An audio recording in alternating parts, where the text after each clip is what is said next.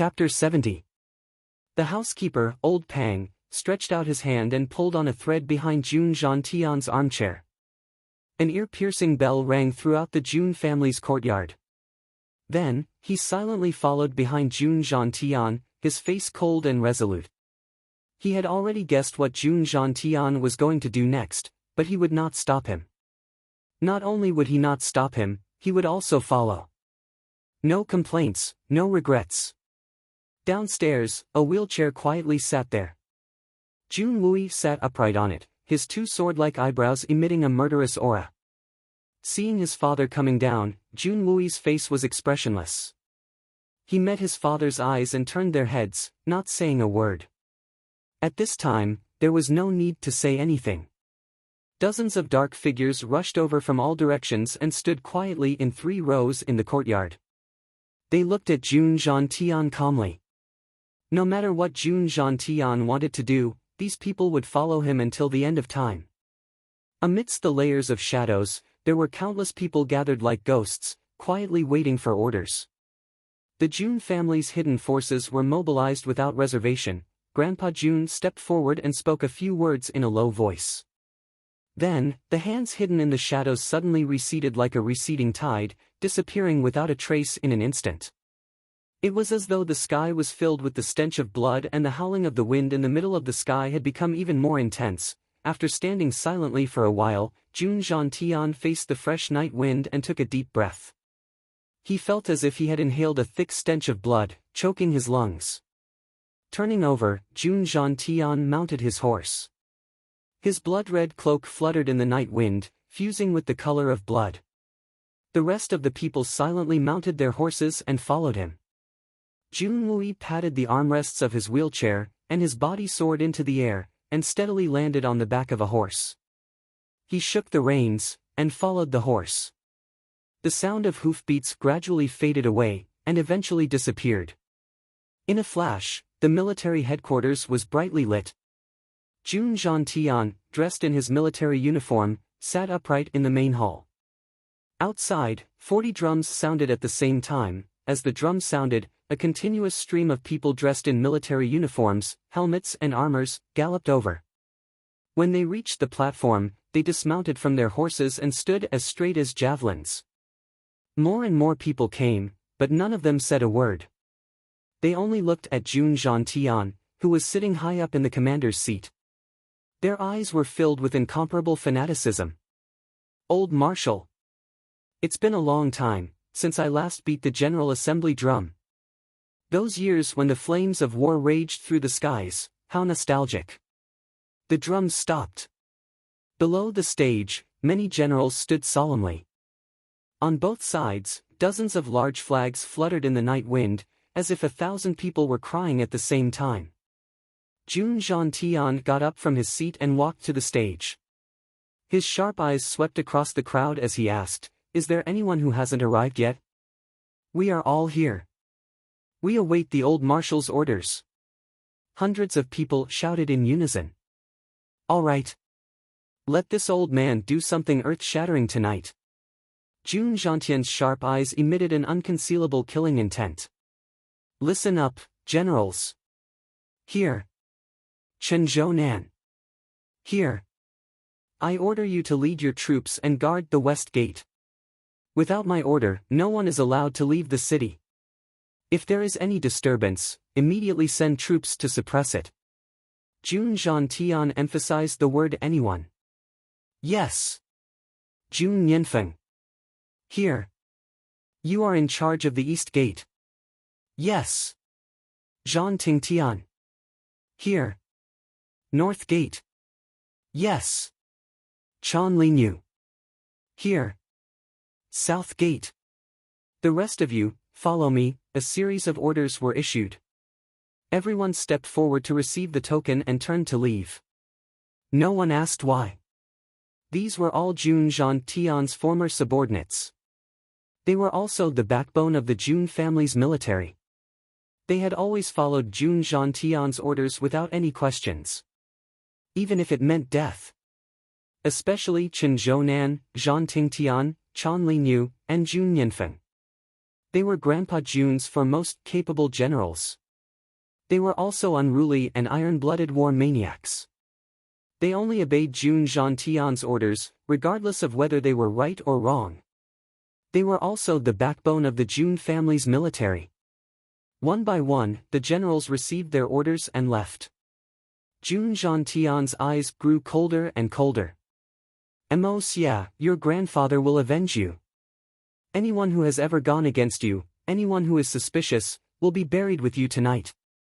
Just as the war drums started, late at night, in the imperial palace, the emperor of Tianxiang Kingdom, Yang Huayu, jumped up in shock and shouted, "What is that sound?" This emperor, who was once in the prime of his life, felt an inexplicable sense of danger. It was as if something earth-shattering was happening. Outside the bedchamber, a feminine voice said, "Your Majesty, it seems like the sound of war drums." The sound of war drums? The emperor frowned and was suddenly shocked. War drums? The general's gathering drum? His expression changed. He got off the bed and draped a cloak over his body. Wearing only his undergarments, he quickly walked out and listened for a while. His expression gradually became solemn. Jun Zhantian. The emperor could immediately tell that it was Jun Zhantian's war drums. Apart from Jun Zhantian's general's gathering drum, there was no other sound in the capital that was as majestic and tragic as this. Only Jun Zhantian's war drums could display such power, enough to shake the entire Tianxiang city. What the hell happened today? This emperor does not know. The emperor's face darkened as he slowly asked. At this moment, anything could be done, but he could not be anxious. Only by knowing what had happened could he understand why Jun Zhantian would beat the general's gathering drum at this time. Only then could he adopt a targeted strategy to resolve the situation. This servant does not know. The 6 servants beside him knelt down at the same time, none of them able to answer.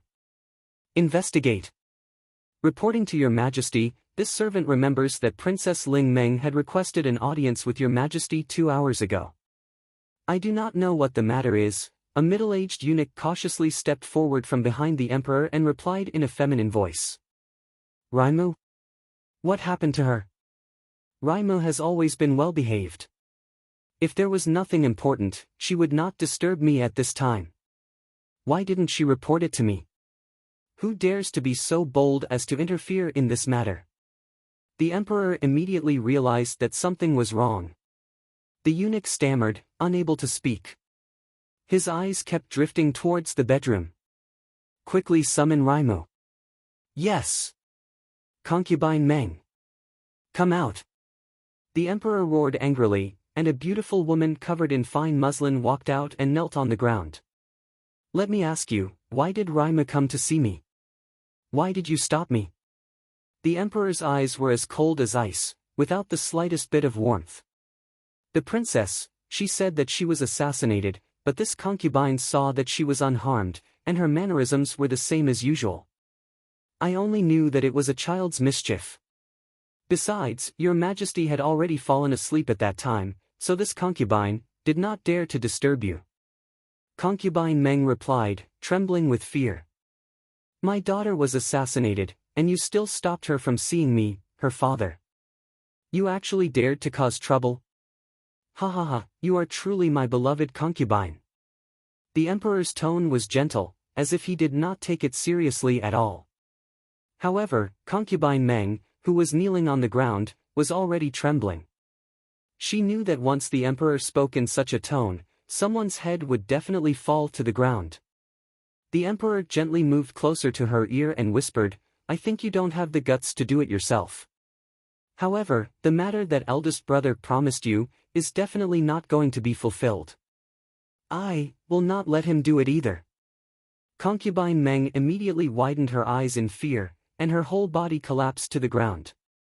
Take concubine Meng away, banish her to the cold palace, and await punishment. No one is allowed to come into contact with her. The emperor was very calm, but he announced the fate of concubine Meng, who was once above tens of thousands of people. Father. Princess Raimu hurried over, her hair a little messy. Don't be anxious. What happened today? Come, tell Imperial Father everything. Tell me in detail. The emperor looked at his daughter and smiled benevolently, as if nothing had happened. The coldness in his eyes was subtly hidden. Chapter 71. Following Princess Raima's narration, the emperor's face became more and more solemn, and his eyes became colder and colder. He lowered his head and did not make a sound, only listening quietly. This involved his daughter's life and death, and it also involved another key person. This person did not affect the overall situation, but because of him, the consequences were too great, so great that he, the emperor, might not be able to bear it, let alone be willing to bear it. An emperor, his own daughter was assassinated, and yet he was concerned about another standard debauchee. No kin in the royal family. It was really sad. Finally, according to Meng He, before the assassination, Jun Moxie had reported to you? At least, it was a warning. The emperor pondered. Yes, although I am not sure, Jun Moxie's motive should not be suspicious, or he might have found some clues. Princess Raima's voice was low, but her tone was firm. Clues? With Jun Moxie's insignificant cultivation, how could he have found any clues? Forget it, these are all minor details. Later on, Jun Moxie was rescued by another expert, which means that Jun Moxie did not die, right? The emperor's eyes deepened. Yes, father, Princess Raima knew the emperor's taboo, so she did not mention Yi Gahan's name. Even though the emperor himself knew about this matter. If that is the case, then why did Jun Zhantian go crazy? He actually beat the general's gathering drum without a care. The emperor pondered, his grandson is not dead, and the Jun family is not at the point of no descendants. Then his actions this time are really puzzling, this is really. He stood up and slowly paced 2 steps, his fingers lightly tapping on his forehead, and said slowly, my grandson is not dead, but Jun Zhantian went crazy for no reason. Perhaps one thing is certain, Jun Moxie is definitely not home at this moment. Jun Zhantian must have received the news that his grandson was in danger, and he did not see his grandson return for a long time, so he behaved strangely. Looks like I've underestimated them. How many birds do I need to kill with one stone? His Majesty smiled coldly. Princess Raima suddenly thought of something, and her face turned pale. If that was really the case, although it was just a misunderstanding, the consequences would be unmanageable. If Jun Moxie's life wasn't in danger at that time, why didn't he send someone to inform the Jun family? Meng He, you handled this matter too carelessly. Meng He, do you remember anything? Seeing the huge change in Princess Ling Meng's face, the emperor smiled and tried his best to control his anger. However, the corners of his eyebrows showed signs of being unable to be suppressed. His daughter had always handled matters calmly. How could she have made such a blunder today? Could it be that she had lost her usual calmness because of the assassination attempt?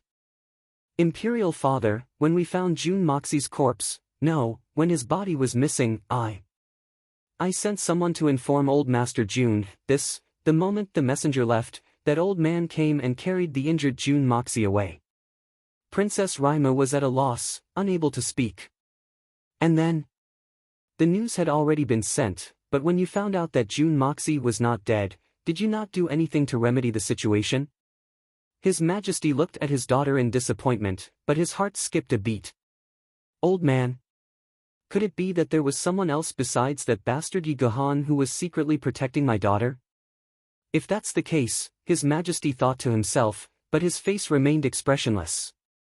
Such an important piece of news naturally had to be remedied.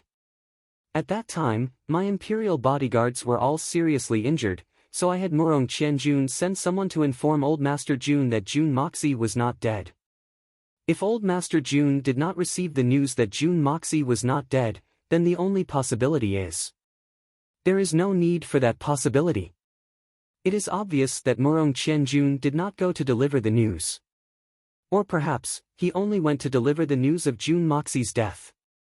Otherwise, he would not. His Majesty sighed, and a sinister expression appeared on his handsome face, but it quickly disappeared. There is nothing else for you to do, go and rest. As he said that, he stroked Raimu's hair, and his empty eyes looked at the hazy yellow color of the imperial palace. His Majesty suddenly felt that this yellow color, which represented nobility, was actually very glaring to the eyes, and very vexing to the heart. This assassination attempt is a little strange, ha ha ha, how unexpected. His Majesty pondered for a moment, and a sharp glint flashed across his eyes. Perhaps, it is time to wash the imperial palace. I wonder if it will look a little brighter if I wash it with human blood? In the distance, the earth-shattering sound of the war drums had already died down, but the atmosphere was still filled with an oppressive atmosphere. I hope, Jun Zhantian, I hope you will not make things too difficult for me. His Majesty's eyes revealed a complicated expression, and it disappeared in a flash. Looking at his daughter's departing figure, His Majesty stood with his hands behind his back, and pondered for a moment. Suddenly, he said, "Shadow, go out and take a look. Do not make a move unless it is necessary. Tell Jun Zhantian that his grandson is not dead. It is fine to cause a ruckus, but do not go overboard. Bring me something on the way. It is convenient. That old thing has been holding back for a few years." After saying that, His Majesty wrote a few words, rolled it up, and handed it over. "Go." A gust of wind rose, and a seemingly formless figure floated out. The next moment, the slip of paper in His Majesty's hand disappeared, and a faint shadow flew out of the imperial palace. "Although I am letting you be presumptuous this time, I also want to borrow a knife." His Majesty whispered to himself, and a trace of a meaningful smile suddenly flashed across his face. His Majesty had always taken every possibility into account, but this time, he had far underestimated the extent of Jun Zhantian's rage. Moreover, it was already too late for him to send someone over now. "Men, summon Great General Duga Wudi." His Majesty let out a sigh of relief, and said loudly, I might as well throw the situation into chaos again. Hope, one by one. As long as one understands, they will restrain themselves a little. Those who do not understand naturally do not have the need to stay, or perhaps do not have the qualifications to stay. It is not that I do not allow you to fight, but only those who fight will be the strongest. But there must be a sense of propriety in fighting. If he went beyond this limit, he would be consigned to eternal damnation. Princess Raimu bade farewell to His Majesty, and it was only when she returned to her own palace that she suddenly remembered that ever since she had gone, His Majesty had been asking about the Jun family and Jun Moxie throughout the entire assassination process. His Majesty, who had always doted on her the most, had not even asked about the fact that she was the main target of the assassination. Why is this? Could it be that, in his father's heart, this assassination, which was full of suspicions, involved a princess, and involved him? Even the major cases involving other members of the imperial family are not as important as the Jun family. Or is His Majesty avoiding something? Or, thinking of His Majesty's deep gaze, Princess Raimu could not help but tremble. Fortunately, I have Uncle Ye's protection, and that mysterious expert. While in a daze, Princess Raimu reached into her bosom, and took out the 3 small and exquisite throwing knives, and played with them in her hands. The throwing knives were only half the size of a palm, and their slightly curved curves were beautiful and natural, as thin as a cicada's wings. Even when the 3 throwing knives were stacked together, they were only a thin layer. Princess Ling Meng was very curious.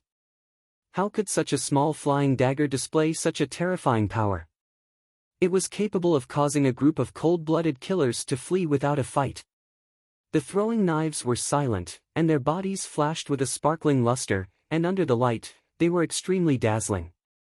If one only saw this kind of throwing knife, they would definitely think that it was something used by children from rich families to play with. Who would have thought that it was a deadly weapon of a peerless expert?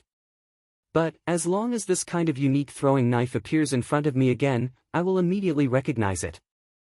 Princess Raimu thought happily, and her heart was filled with endless fascination. I wonder what kind of person this peerless expert, whom even Uncle Yi admires so much, is. This chapter has been going over and over again since this morning, and has been revised countless times. I don't feel very satisfied. When it comes to this kind of climax, it is perhaps the most difficult time for all writers, huh?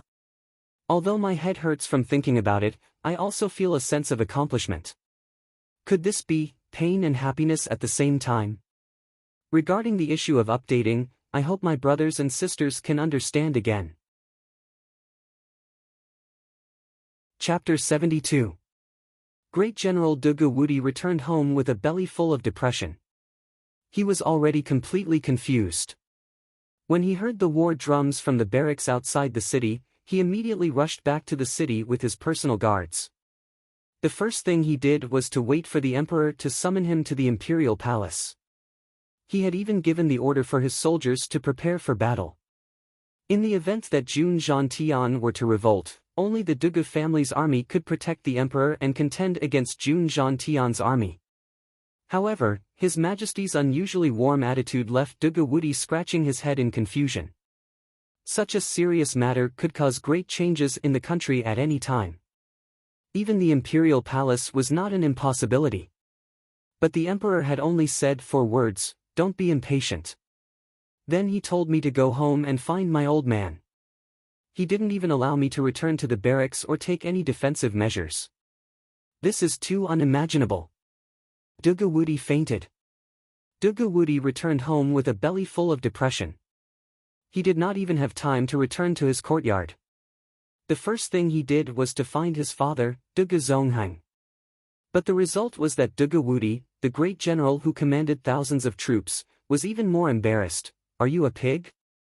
You bastard! You dragged me out of bed just for this trivial matter. You unfilial son! How did I raise such a useless thing? Don't go out and call yourself my son. I can't afford to lose my face." Dugu Wudi was very angry. His voice was so loud that the entire residence could hear him. Spittle sprayed all over his son's face. He pointed at Dugu Wudi's forehead, causing him to stagger. "Don't you use your pig brain to think? Is your brain filled with dog shit? Rebellion? Bullsh *t. I'm telling you, even if my Dugu family revolts, Jun Zhantian will not. Even if His Majesty revolts, Jun Zhantian will not rebel. Hurry up and go back to sleep. I can't be bothered with you. You're a complete pig. Stupid pig. Motherfucker." Finally, he kicked Dugu Wudi out of his room. Dugu Wudi returned to his bedroom angrily. A muffled groan followed by a voice. "Old thing. What did you just say? What the fuck? Who the fuck was invincible? If he's a pig, who the hell are you, you old thing? Was his brain filled with dog shit? You pig. You're a pig through and through." What followed was a series of muffled groans that were forcefully held back in order to save face. Great General Dugu Wudi rubbed his buttocks, his face full of resentment. He thought bitterly in his heart, "I'll twist this old thing. Serves you right." Confused, he returned to his own courtyard, only to find that it was noisy and brightly lit. Madame and the concubines of the third branch were not asleep yet, and their faces were full of worry. When they saw him return, they immediately surrounded him. After asking, he found out that his daughter ran back crying in the afternoon. Her tears flowed down, and no one could persuade her. She locked herself in her room and didn't come out until now. It seemed that she had been bullied. The gloomy Dugu Wudi suddenly became furious. Nothing was going his way. What? Who would dare to bully my precious daughter in the Tianxiang city? See if I don't bring an army to exterminate them. Panting with rage, he led his wives into his daughter's room. He didn't even try to hide it, and coaxed his precious daughter for a long time. Finally, his daughter stopped crying, and drank a bowl of bird's nest porridge. Only then was he able to relax. Who was it that bullied my baby? Tell me, and I'll exterminate them. Dugu Wudi's face was somewhat sinister. He looked at his daughter's swollen eyes, and couldn't help but feel heartache. A manic voice in his heart shouted, "I'm going to explode." Father, Dugu Xiaoyi had been waiting for her father, and said in a spoiled manner, You have to help your daughter. Woody suddenly felt that something was wrong. Could it be that my daughter was? He couldn't help but ask nervously, who? It's the June family. That stinky brat June Moxie. I'm going to die of anger today. Father, you have to help your daughter. Xiaoyi pouted, and said in an aggrieved manner. Xiaoyi had been holding it in for a whole day. So, she had been waiting for her father to come back and complain. Then, she would ask for her father's permission to bring her brothers to beat up June Moxie, and take back the meteoric iron. She knew that her mother wouldn't agree, and wouldn't dare to agree. So, she didn't have that idea. Woody let out a long sigh after listening to what had happened. So, it wasn't like what I thought.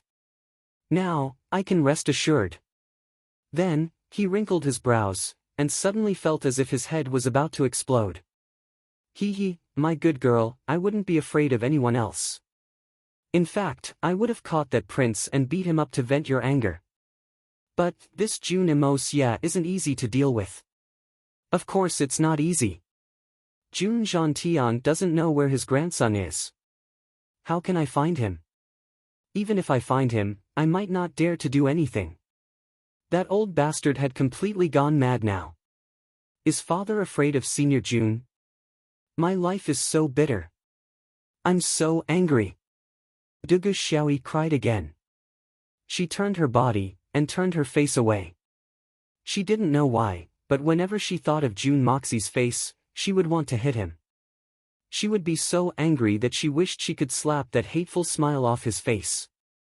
Sigh. It's not that.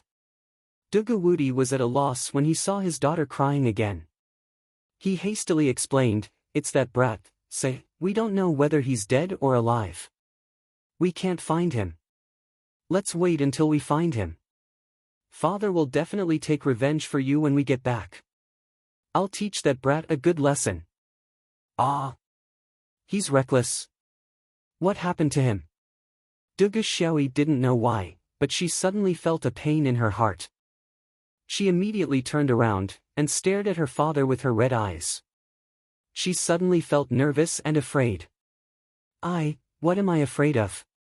I heard that Princess Raimu was attacked by an assassin this afternoon. That guy overestimated his own abilities and rushed to report the news. The princess is fine, but that debauchee became the scapegoat. Woody was rejoicing in his daughter's misfortune. He didn't notice that his daughter's face had turned deathly white as she spoke. Her little hands were clenched tightly, but she still continued to talk. He was stabbed in the chest. Then, a silver Shen assassin stomped on his chest a few times. After that, he was taken away. I don't know where he was taken to. In my opinion, that brat's life is in danger. Xiaoyi groaned. She was dumbstruck. Suddenly, he felt a little empty in his heart. He didn't hear a single word that his father said after that. Even his voice seemed to have become incomparably distant and indistinct. Don't worry.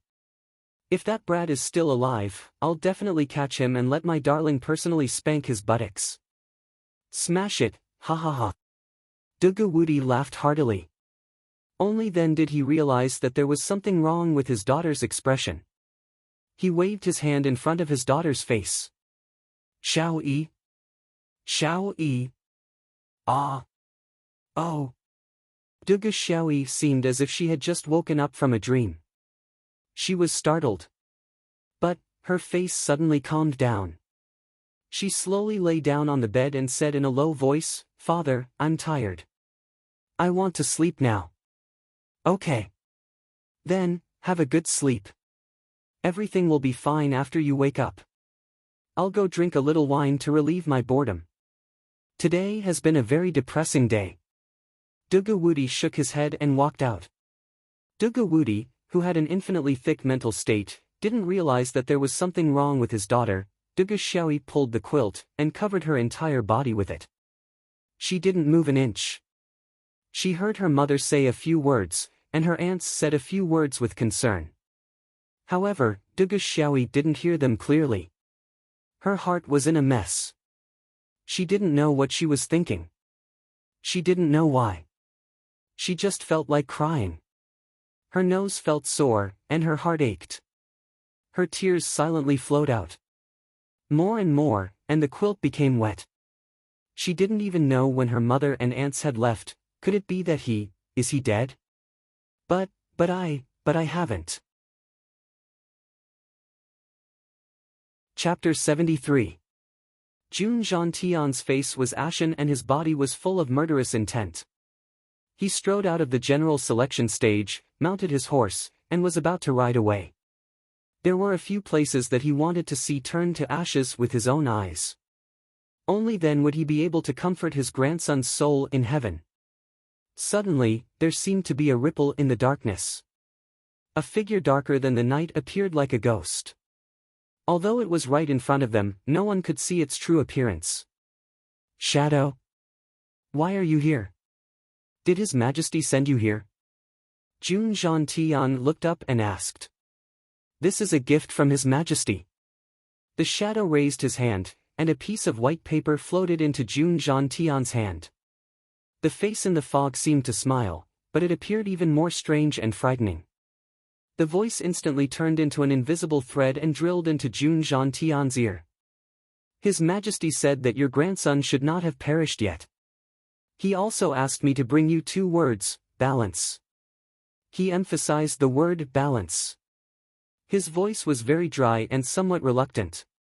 It seemed that he was not used to saying so many words at once. Amos is not dead? Jun Zhantian was inexplicably ecstatic. He suddenly thought of the mysterious person he had entrusted. Could it be that he had rescued my grandson? He stepped forward and asked eagerly, Shadow, is my grandson's injury serious? The shadow turned around and was about to leave. It seemed that he did not want to stay even a moment longer. He seemed to have no interest in the number 1 military man in front of him. But when he heard Jun Zhantian's question, he reluctantly said a few more words. He is not dead, he is seriously injured. After saying that, he turned his head and looked at Jun Wui, who was beside Jun Zhantian. He snorted and disappeared with a whoosh. The hope that Jun Zhantian had just ignited was instantly extinguished by a ball of cold water. He felt his whole body turn cold. Shadow's final glance at Jun Wui was tantamount to reminding him that with Jun Moxie's injuries, perhaps he wouldn't die, but he wouldn't be any better off than Jun Wui. Jun Zhantian's deathly still heart had just become warm when it was doused with icy coldness. Could it be that the only descendant of the Jun family will also become a cripple? As he thought of this, the rage within Grandpa Jun's heart flared up. It was a raging fury. Before this, it seemed that the Meng family and the Li family were always against his grandson. Fuck his grandmother. Regardless of whether or not today's incident had anything to do with you, I'll make an example out of you. Consider yourself unlucky. Jun Zhantian cursed in his heart as he mounted his horse. Gritting his teeth, he said, Army, follow me. Come with me to search his house. The heavens had pity on him. When the shadow had looked at Jun Wui, there was no warning as Grandpa Jun had assumed. In fact, there was another reason. This night was destined to be a night of slaughter. Following Jun Zhantian's soaring rage, the entire imperial capital was shrouded in the smell of blood. Warhorses galloped back and forth within the imperial capital. One after another, the homes of the imperial court's officials were set ablaze. The sounds of weapons clashing could be heard, as well as miserable screams. Before the shadow had even made his move, countless men in black had already appeared from the darkness like ghosts. Their faces were covered as they jumped into the officials' residences. Some of the officials' residences did not even have the time to resist. Their blades fell and blood splattered everywhere. Assistant Minister of Justice Meng Jiu and Li Qiao belonged to the Li family and Meng family's camp. They belonged to the First Prince's faction and were usually at odds with the Jun family. Tonight, these two families bore the brunt of the calamity. While the war drums were still beating intensely, several masked men in black had already jumped into the residences of the two families. Starting from the guards' rooms, the corpses rushed into the main hall and then into the bedrooms. The two pitiful officials did not even have the time to speak before their heads were chopped off. Following that, not a single family member was spared. Following that, flames soared to the heavens. When Imperial Censor Tai Yen heard the sound of the war drums, this old censor who had opposed Jun Zhantian for several years because his son had fought alongside Jun Zhantian in the war was filled with righteous indignation. Thinking that the opportunity to overthrow Jun Zhantian had arrived, he got out of bed and spent the night drafting a memorial to impeach Jun Zhantian. He was only halfway through when suddenly, the doors and windows of the residence were smashed open. Several masked men in black burst in like ghosts. They grabbed the unfinished memorial and looked at it. With a sneer, they curled the memorial into a ball and stuffed it into the poor old man's throat. Then, with a swish of their blades, the memorial was cut into two. The other two families were officials from the Ministry of Rights, Qian Wanguan and Wu Yun, who had defected to the second prince's camp. Their residences were a little far away from the city gates. When they heard the Jun family's drums, they immediately felt that something was amiss. Knowing Grandpa Jun's style, they immediately made a wise decision. They immediately packed their belongings and prepared to leave the city overnight to avoid the storm. However, when they reached the city gates, they were surrounded by the Imperial Army. The leading officer shouted for the assassins to be captured. At the same time, he rained down arrows, not giving them any chance to defend themselves. He immediately gave the order to kill. More than 100 members of the Qian family were turned into porcupines at the southern city gates. Even their faces could not be distinguished. On the other side, nearly 60 members of the Wu family were killed at the western city gates. Their corpses were chopped into pieces. Then, they were doused with kerosene and set ablaze. The stench of burnt corpses filled the entire nine heavens. Beside the corpses of these two families, two tall wooden signs were erected, the fate of the assassins. There was also a single imperial censor, Shen Zhongyun, who had woken up in the middle of the night to go to the toilet. However, he was discovered early in the morning. It was unknown how long he had been holding himself in for. These officials, who normally held high positions of power, were now like a flock of lambs surrounded by a pack of wolves. For a moment, it was as if the end of the world had arrived in the capital. Grandpa Jun's rage had thoroughly ignited the entire imperial capital. Tonight's events had far exceeded His Majesty the Emperor's expectations. When he found out about it, he was so enraged that he smashed everything he could see. The Jun family's secret power was fully revealed. It was like a demonic, bloodthirsty massacre. In this restless night, they had used blood and lives to shock the entire upper echelons of the imperial capital. It had also ruthlessly stabbed into many people's hearts, causing many of them to be in a state of panic. Everyone was pondering. Faced with such an irresistible power, what should they do? Should they consider the issue of choosing a new side? This was especially true for the three princes. Each of them had summoned all of their aides and advisors for an emergency meeting that very night. At this moment, the Jun family's enormous power had caused the eyes of the three princes to turn red with envy. If only they could grasp such power in their hands, but in the midst of the discussion, the three princes' mansions suddenly caught fire. Following that, countless decapitated heads were thrown into the room, dripping with fresh blood. The three princes were scared out of their wits. The guards of the mansions searched wantonly, but not even a trace of the decapitated heads could be found. They were even chased back like ducks by the patrolling military cavalry. However, there were exceptions among the prominent families in the capital, such as the Li family, the Meng family, and the Song family. They had strong foundations, and after the sudden attack by the black-robed men, the experts of their families quickly reacted and stopped the black-robed men from killing them. However, there were still bursts of thick smoke and raging flames that rose up. In the Li family's secret chamber, several people heard the sounds of killing outside. They could not help but want to rush out. One of them was dressed in white robes. He looked to be in his 30s. His face was cold and proud. Looking at his figure and bearing, he was the white-robed Tian Xian expert who had killed Qin Hu under Tang Wanli's command. The door opened and the young master of the Li family, Li Yuran, walked in. "Yuran, let me go out. The highest level of these men in black is only Yu Xian's cultivation. It's nothing." Any one of us can go out and stop them. I really don't understand. Your own family has been attacked. Why are you still so slow? Since they want to court death, we'll take care of them. The man in white frowned. He looked angry. He had always been proud and arrogant. Since when did he have to hide in a secret room and not dare to show his face? Chapter 74. So embarrassing. Yesterday, I was told that my internet connection had been cut off, but today, it's still there. No. Absolutely not.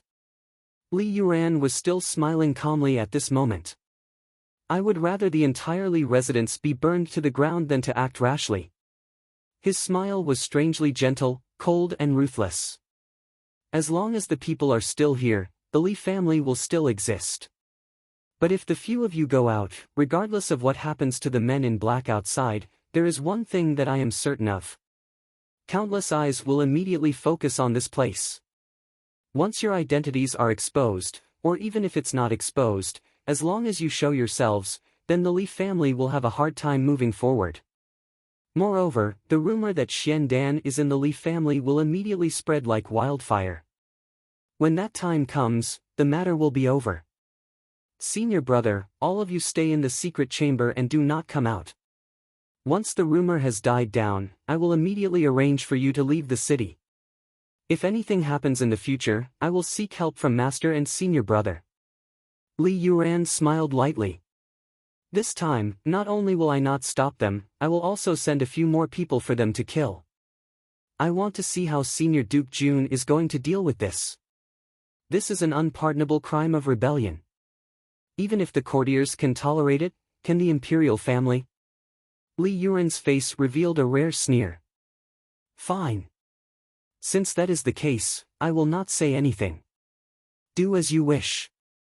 The man in white revealed a dissatisfied expression and nodded his head helplessly. Junior brother, when you have the time, go back and take a look. Master, he is very worried about you. Rest assured, senior brother. I will. Li Yuan smiled faintly and walked out. At this moment, a Chihua rocket suddenly exploded in midair, bursting into colorful fireworks. It was extremely beautiful. As the fireworks blossomed, all the men in black suddenly retreated. Like a receding tide, they quickly left the battlefield. In the blink of an eye, they jumped over the wall and ran out of the main gate. In a flash, they had already disappeared into the boundless night. Then, the thunderous sound of horse hooves rang out. Thousands of cavalrymen converged into a torrent. Their formation was neat and tidy, and they rushed over with an extremely murderous air. In the blink of an eye, they had gathered at the entrance of Grand Preceptor Li's residence. A series of commands rang out, and the cavalrymen split into two groups in an orderly manner. In an instant, they had surrounded the Li family's residence so tightly that not even a drop of water could trickle through. The door was slammed open with a bang, and Jun Zhantian walked in with large strides, his entire body brimming with killing intent. A sky-blue light flickered around his body. It was obvious that he had already activated his own Tian Shen Qi. Although the Li family would not dare to touch him with his status, he still had to take precautions. It was better to be safe than sorry. On both sides, two groups of elite soldiers split into two rows and entered in a single file, their swords flashing. All members of the Li family, come out for this duke. An assassin has appeared in the capital. Search the entire city. Grandpa Jun bellowed, his voice reverberating for miles. Ha ha ha, it turns out that Brother Jun has personally come.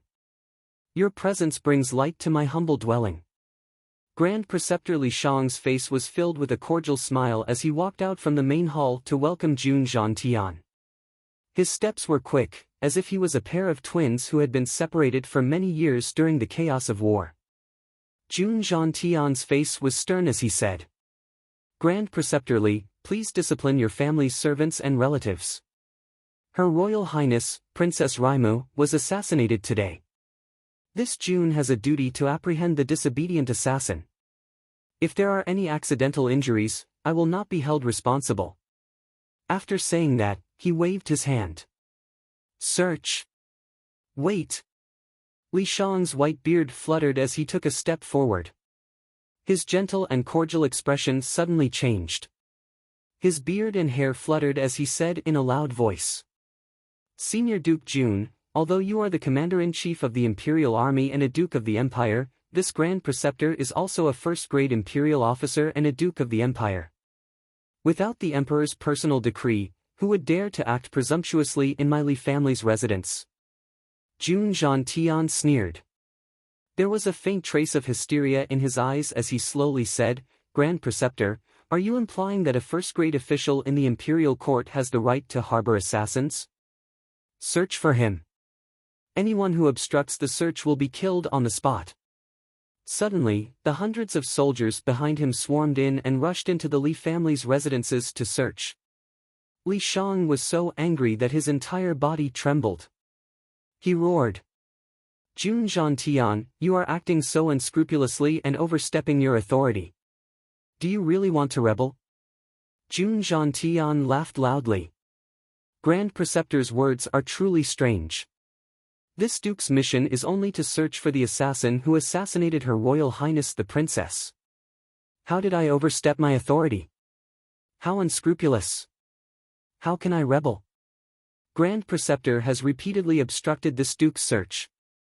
Could it be that this has something to do with the assassin? Jun Zhantian ignored him and waved his hand for the soldiers to hurry up and search. At that moment, a young man dressed in white stood out with a smile. It was none other than the eldest young master, Li Yuran. He respectfully bowed to Jun Zhantian and said, if Senior Duke Jun were to search by imperial decree, the Li family would naturally not dare to disobey. However, without the Emperor's imperial decree, Senior Duke Jun barged into the residence of a first-grade imperial officer and wantonly conducted a search. Even if Senior Duke Jun is not afraid of crooked shadows, our Li family still needs to maintain some face. If word of this were to spread, it would not look good on anyone, right? Jun Zhantian coldly looked at the refined young man before him. He could not help but think of his own grandson Mo Xia. His grandson could have been stronger than Li Yuran, but ended up suffering from such a treacherous plot. Thinking of this, Lengleng's rage flared up and she asked, what do you want? This junior would like to ask Senior Duke Jun a very simple question. Senior Duke Jun has repeatedly said that he is searching for the assassin in our residence. However, regardless of where Senior Duke got the information that my Li family is harboring the assassin, if we are unable to find the assassin in our Li family, what will Senior Duke do? Li Yuran smiled warmly and took a step forward. If that is the case, will Senior Duke Jun give my Li family an explanation? Grandpa Jun laughed loudly. Suddenly, he took a step forward and fiercely slapped Li Yuran's face. A crisp paw sound rang out. Then, he kicked Li Yuran's abdomen, causing him to fall to the ground. Then, Jun Zhantian angrily shouted. When this old man is searching for the assassin, even your grandfather Li Shang does not dare to fart in front of this old man. Who do you think you are? You dare to come out here and point your fingers? You want an explanation from this old man? This is an explanation. He spat out a mouthful of spittle. What a joke. If you are unable to find the assassin, then it naturally means that your Li family is innocent. If you are unable to find the assassin, then you will have to continue searching. What else can you do? I would like to ask your Li family. Every single one of you, from the old to the young, are desperately trying to stop this old man from capturing the assassin. What is the meaning of this? Could it be that your Li family wishes to rebel and is the mastermind behind this plot to assassinate the princess?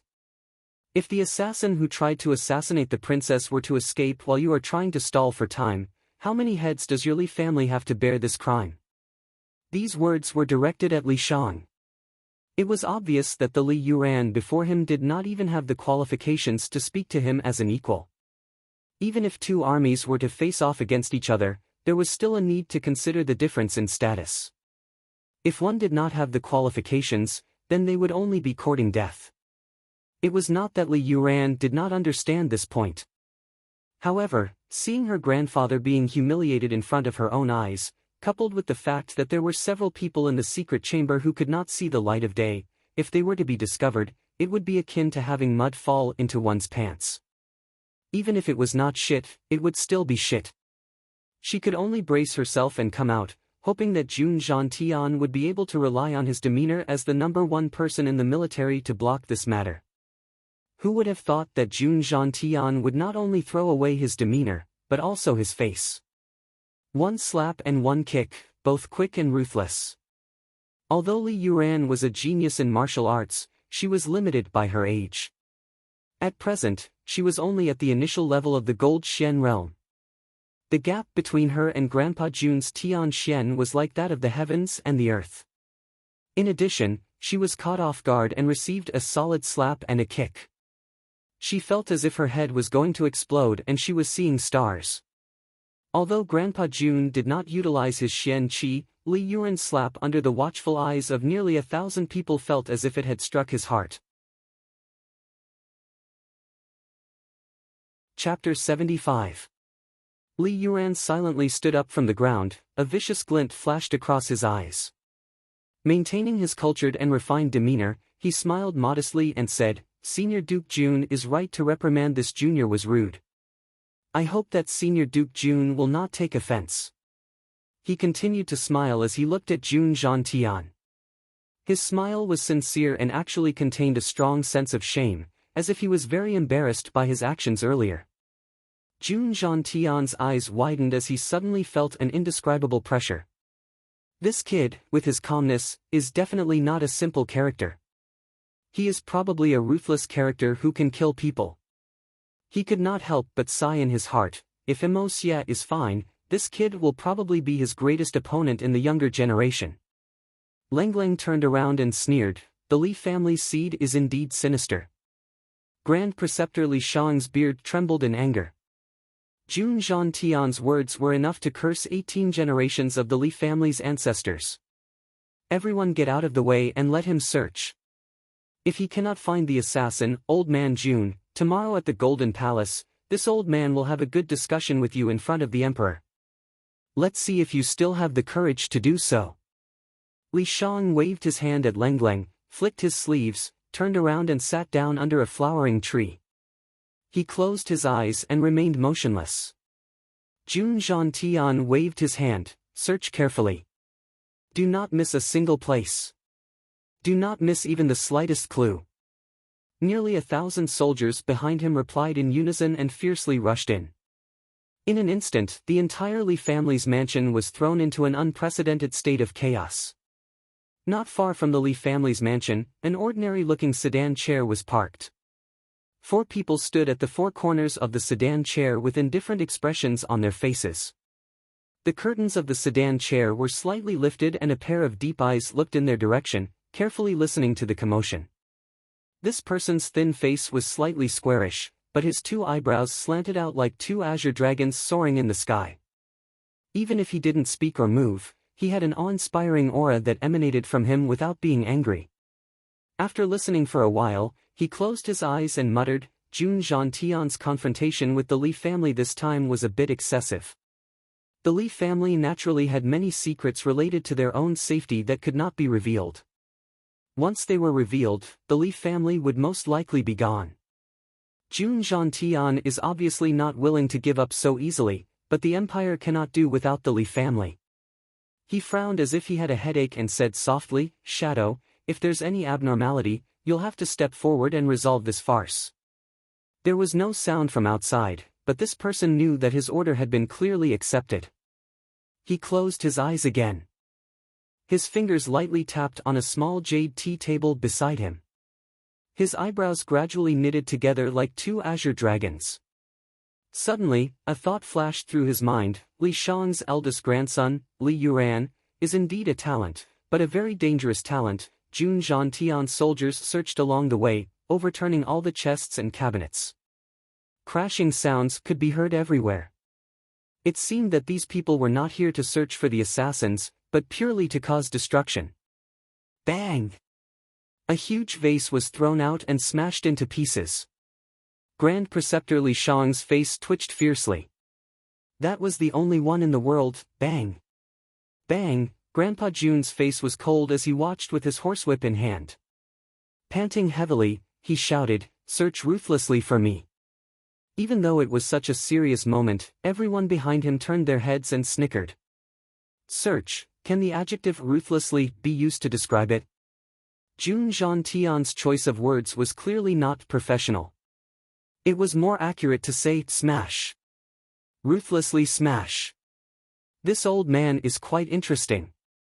He's afraid that others won't know that he's deliberately causing trouble. Might as well watch for a while longer.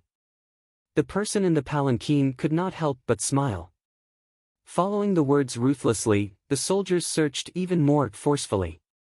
Nearly 2,000 soldiers rushed into the Li family's residence. It was as if they were attacking an enemy's city during a war. Some fell and some were smashed.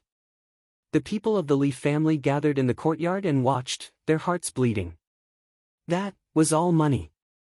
After watching for a while, the person in the palanquin closed his eyes and said in a low voice, "There shouldn't be any major problems. Let's go back."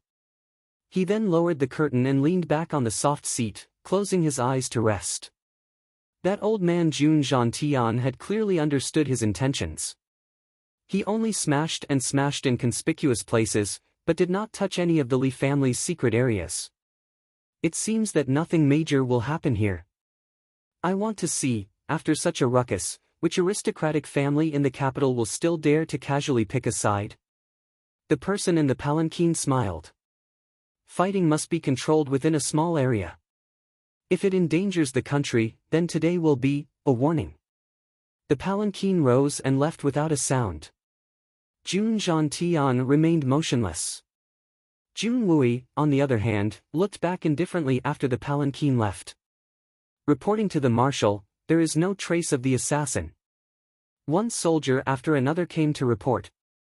Following that, reports came from all directions. None of them had found anything. Jun Zhantian became furious and shouted, "Could it be that the assassin flew into the sky? Is he not in the Li family? Let's go take a look elsewhere." He turned around and led the soldiers out. Then, he mounted his horse and galloped in the direction of the Meng family's residence. The Li family members looked at the courtyard that looked like a beggar's nest. They wanted to cry but had no tears. The imperial examiner Li Shang patted his waist and sat up with difficulty. Li Yuran hurriedly went forward to support him. The grandfather and grandson looked at each other and saw the anger in each other's eyes. They also saw a little bit of luck. Grandfather, anyone with a discerning eye would be able to tell that those men in black were Jun Zhantian's subordinates.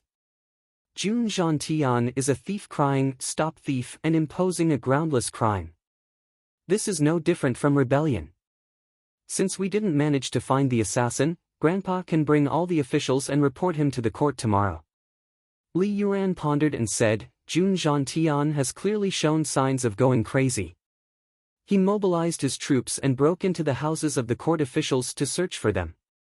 If the Li family's wealth is exchanged for the fall of the Jun family, grandfather, this is still a good deal. On the other hand, if grandfather doesn't make any moves, I'm afraid that we will be suspected of having a guilty conscience. Li Shang frowned and sighed deeply. He then said in a heavy tone, Yuran, you are talented and intelligent. You are able to foresee the enemy's schemes. You can be called the #1 person in the younger generation. However, you still have some shortcomings. For example, politics. You're still a little too young, and your foresight is also a little lacking. Politics? Li Yuran was somewhat puzzled. Jun Zhantian's crime is not enough for His Majesty to punish the Jun family. Enough? Not enough. Far from enough. Li Shang's white eyebrows trembled. The anger and helplessness that he had displayed in front of Jun Zhantian had disappeared. Instead, it was replaced by endless scheming. It was obvious that his previous cowardice had been feigned. You still don't understand the importance of Jun Zhantian in His Majesty's heart. I'll simply tell you that His Majesty's life has been saved at least 6 times by this old man. If Jun Zhantian had any intention of rebelling, or had even the slightest bit of ambition, he would have already ascended to the throne.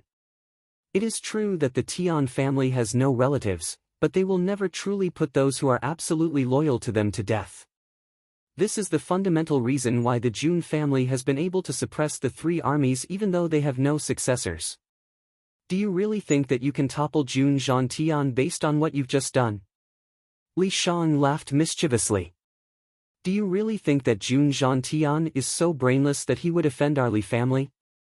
Moreover, do you really think that Jun Zhantian's actions have offended us to the point of no return? Li Yuran was very intelligent. She instantly understood a lot. Her complexion changed as she said, "Don't tell me, well, inform our brothers and sisters that we will update them from tomorrow onwards. We will update them at 9:00 in the morning and 18 o'clock in the evening. If there are 3 updates, we will update them at noon. There will be an explanation at that time." To be honest, I have been updating at midnight every day in order to rush up the rankings. My schedule has been completely messed up, and I have been very tired. Thank you brothers and sisters for your support during this time. It is finally going to be published. It will be pushed out next week. The explosion that everyone is looking forward to will begin on the 1st of May. Feng Ling will fight side by side with everyone until the end of this book. Thank you. Chapter 76. Li Shang smiled sinisterly. If it wasn't for His Majesty's instructions, the Li family would have been littered with corpses, not a single person would have survived. Jun Zhantian's original plan should have been like this. Otherwise, he wouldn't have mobilized the army with such great fanfare. But there must have been a reason for him to change his mind. In the entire Tianxiang kingdom, there is only one person who can make Jun Zhantian give up on this idea, and that is His Majesty the Emperor. Oh yes, there is another person, and that is that debauchee Jun Moxie. You just told me that there is a 90% chance that the debauchee is already dead, but I'm afraid that may not be the case. If Jun Moxie is really dead, even with His Majesty's interference, old man Jun may not be willing to let the matter rest. Therefore, Jun Moxie's life should not be in any danger, and this news should have just been received by old man Jun, so today, even old Jun Zhantian is helpless. In this matter, we seem to be innocent and unlucky, but I believe that there are people more unfortunate than us. Li Shang smiled. Her Royal Highness was assassinated, and this matter has stung His Majesty's heart, so Jun Zhantian has gone mad. His Majesty is using this opportunity to reshuffle the 3 princes. All the families and officials who have been close to any one of the 3 princes will definitely be warned, banished, and punished tonight. As for those in the imperial palace, I'm afraid they have already been dealt with. It's a pity that our preparations have been wasted. Jun Zhantian's madness this time was unexpected, but it was inevitable. If we had controlled Jun Moxie, that old man would have already gone mad. And His Majesty is taking advantage of this madness, and then, His Majesty will use this opportunity to weaken the Jun family's military power, and then suppress the other families. The one behind old Jun is the Emperor. And the one who is truly brilliant is the Emperor. Do you think he can topple old Jun? Li Yuran was somewhat shocked. He had never imagined that these political veterans would think so far ahead. In fact, they had even tried to figure out each other's thoughts. This was especially true for the person who stood at the highest position in the Tianxiang Empire. His Majesty is a man of great talent and strategy. Naturally, he doesn't want his successor to be an incompetent person. So, he wants the 3 princes to compete for the top position, but he doesn't want things to get out of hand. So, if things go too far, he will get rid of all of them and start over again. Therefore, although the 3 princes often fought openly and secretly, the real big families in the capital would never rashly get involved. This is the biggest reason. Remember, let bygones be bygones. Before the situation is absolutely clear, don't take sides. Look at tonight. Li Shang pointed at the black smoke floating everywhere in the sky. All those who stood in line in advance are now in the sky. If that's the case, are we just going to forget about what happened today? Li Yuan asked. How can I just let it go like this? Even if our Li family is willing, His Majesty will not. Li Shang slyly smiled. So, we will definitely report to the Emperor tomorrow. That way, His Majesty will have a reason to suppress all the big families and achieve his ultimate goal. If we don't cooperate, it will be very difficult for us in the future. Li Yuan fell into deep thought. He had been smart since he was a child, and was always able to draw inferences about other things. Whether it was civil or military, he was a genius among geniuses. But now that he heard these words, he realized that he was still young after all. In the end, he still lacked political awareness and foresight. Gently stroking the spot on his face where Jun Zhantian had slapped him, Li Yuan's eyes turned as cold as a viper's. Jun Zhantian, I will never forget this slap of yours in my life. The same chaos was happening in the Meng family.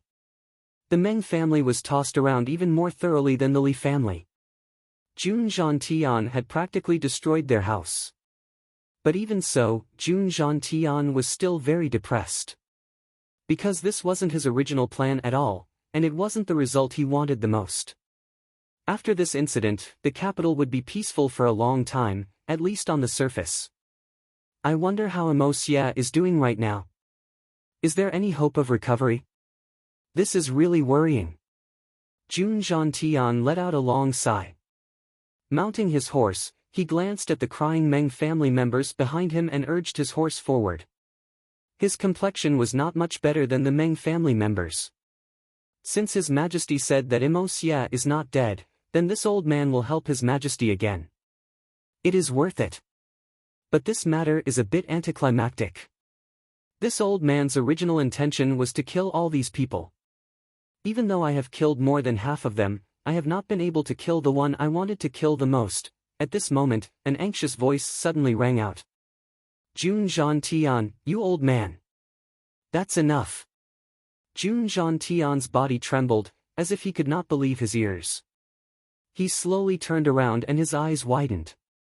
His face suddenly revealed an expression of ecstasy. A skinny and withered old man flew in front of him, carrying a person in his arms. The old man was panting and sweating profusely. But Jun Zhantian did not care about him. He floated down from his horse and took the person from the old man's arms. With a trembling voice, he said, Imo Xie. These two came back at the right time. Just when the curtains were about to fall, they came back just in time. Jun Xie looked at the old man in front of him who was suddenly overjoyed. It was obvious that he had just walked out of despair. The old man hugged him as if he was hugging the world's most precious treasure. The deep wrinkles on his face contained deep concern. The ecstasy of regaining something that was lost caused his fingers to tremble. His old eyes were red with excitement.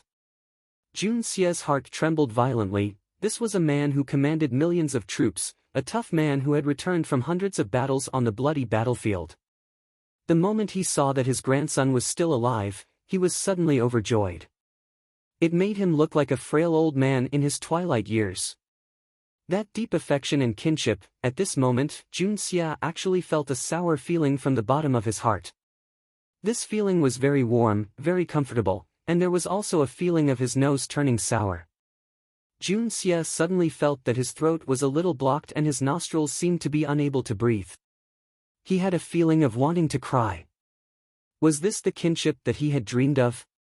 In both past and present lives, who had cared about him so much? In both past and present lives, who could mobilize an entire country's army for him? In both past and present lives, who had been so desperate for him? Who had been in such despair for him? Who had been so overjoyed for him? Who had been so disregarded his reputation, his life, his family, for him? Looking at the old man in front of him, Jun Xie did not doubt that this old man could completely pierce a hole in the sky for him.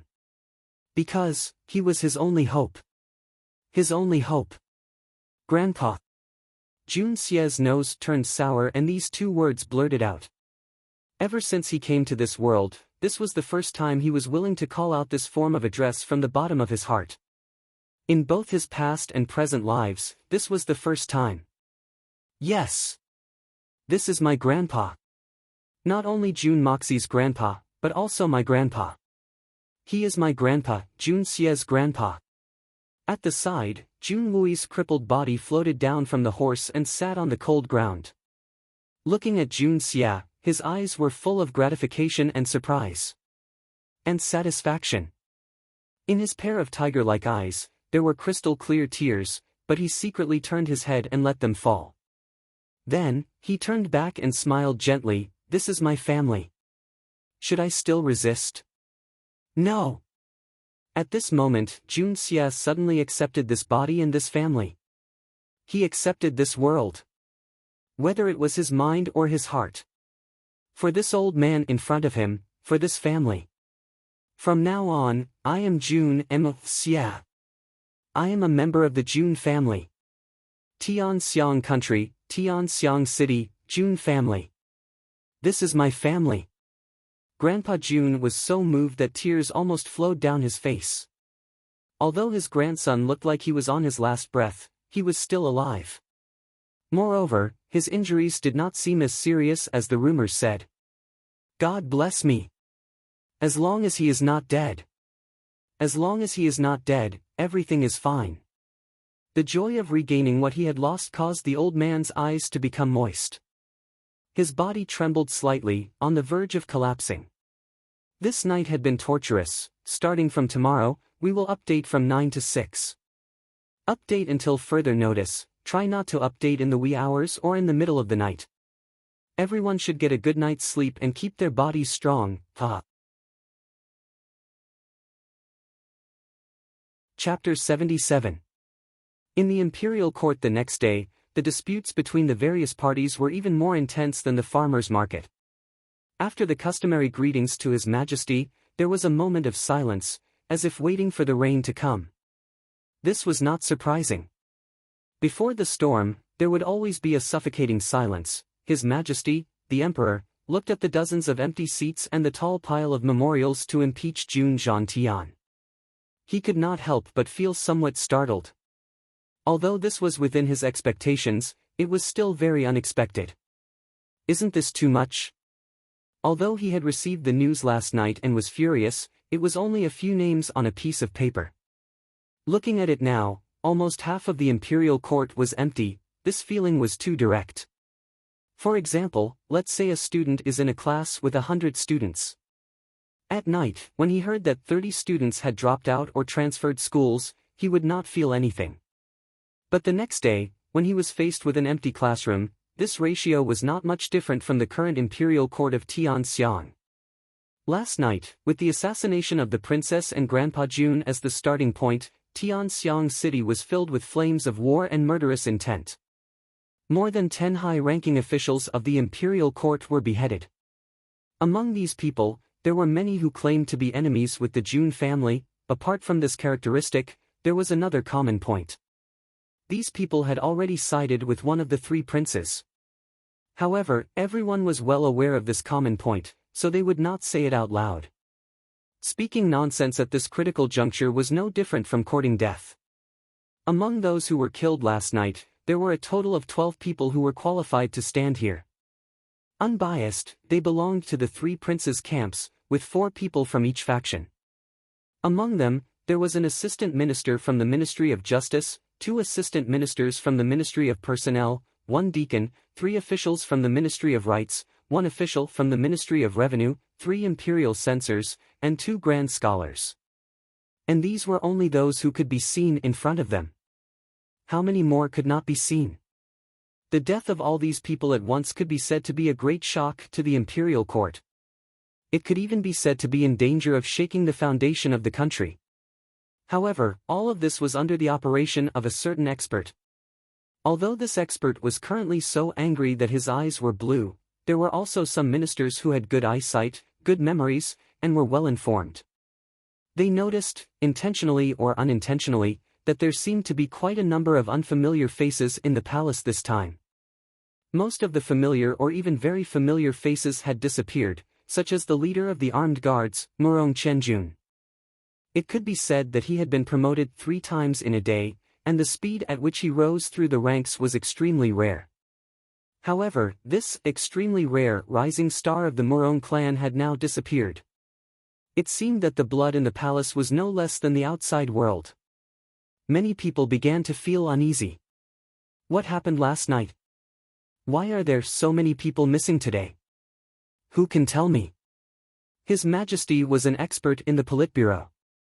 He closed his eyes and glared at Jun Zhantian, who was resting with his eyes closed. Old Master Jun was very tired last night. It could be seen from his face. Otherwise, how could he be like this in the imperial court? He was just short of snoring. His Majesty's words, which clearly showed that he was ignorant, opened the curtains to the attack in the imperial court. Suddenly, a large number of people knelt down in the main hall. Your Majesty, you must uphold justice for us. A large group of ministers had tears in their eyes. They kowtowed as if they were pounding garlic. Ministers, if you have something to say, please speak in detail. The emperor frowned, a puzzled look on his face. As soon as these words came out, dozens of ministers immediately opened fire at Old Master Jun Zhantian. Some accused him of disregarding the military laws of the empire and mobilizing the troops for his own selfish reasons. Some accused him of disregarding the laws of the empire and disregarding the dignity of the royal family. Some accused him of breaking into the residences of the ministers and allowing his subordinates to smash things. Some even accused him of being lawless and guilty of the most heinous crimes. Some even accused him of having an army to protect himself and planning to rebel. In short, there were a whole series of accusations. There were at least 30 to 40 accusations, and all of them were irrefutable and true. Later on, some even suggested that Jun Zhantian should be removed from his position and investigated. He should be executed by 1,000 cuts. His entire family should be beheaded and his 9 generations should be exterminated. Everyone's faces were flushed red with indignation. In the end, it reached a point where, without killing Jun Zhantian, we will not be able to cleanse the emperor's side. Without killing Jun Zhantian, we will not be able to appease the people's anger. Jun Zhantian stood with his head raised. His eyes were slightly closed as he looked at the performance of the ministers. He was worried about his grandson's injuries. He was thinking about how to ask the emperor to bring the best imperial physicians home, Jun Zhantian. Old man, what else do you have to say for yourself? His Majesty the Emperor's voice was very strict. It seemed as if he was about to explode in anger. Your Majesty, please allow me to report. Yesterday, this old official heard that the princess was assassinated on the main road outside the imperial palace. Although the princess was blessed with great fortune and did not suffer any injuries, the assassins were so deranged and desecrated the imperial family's dignity. This old official was truly furious. I also heard that the assassins may have made a follow-up move.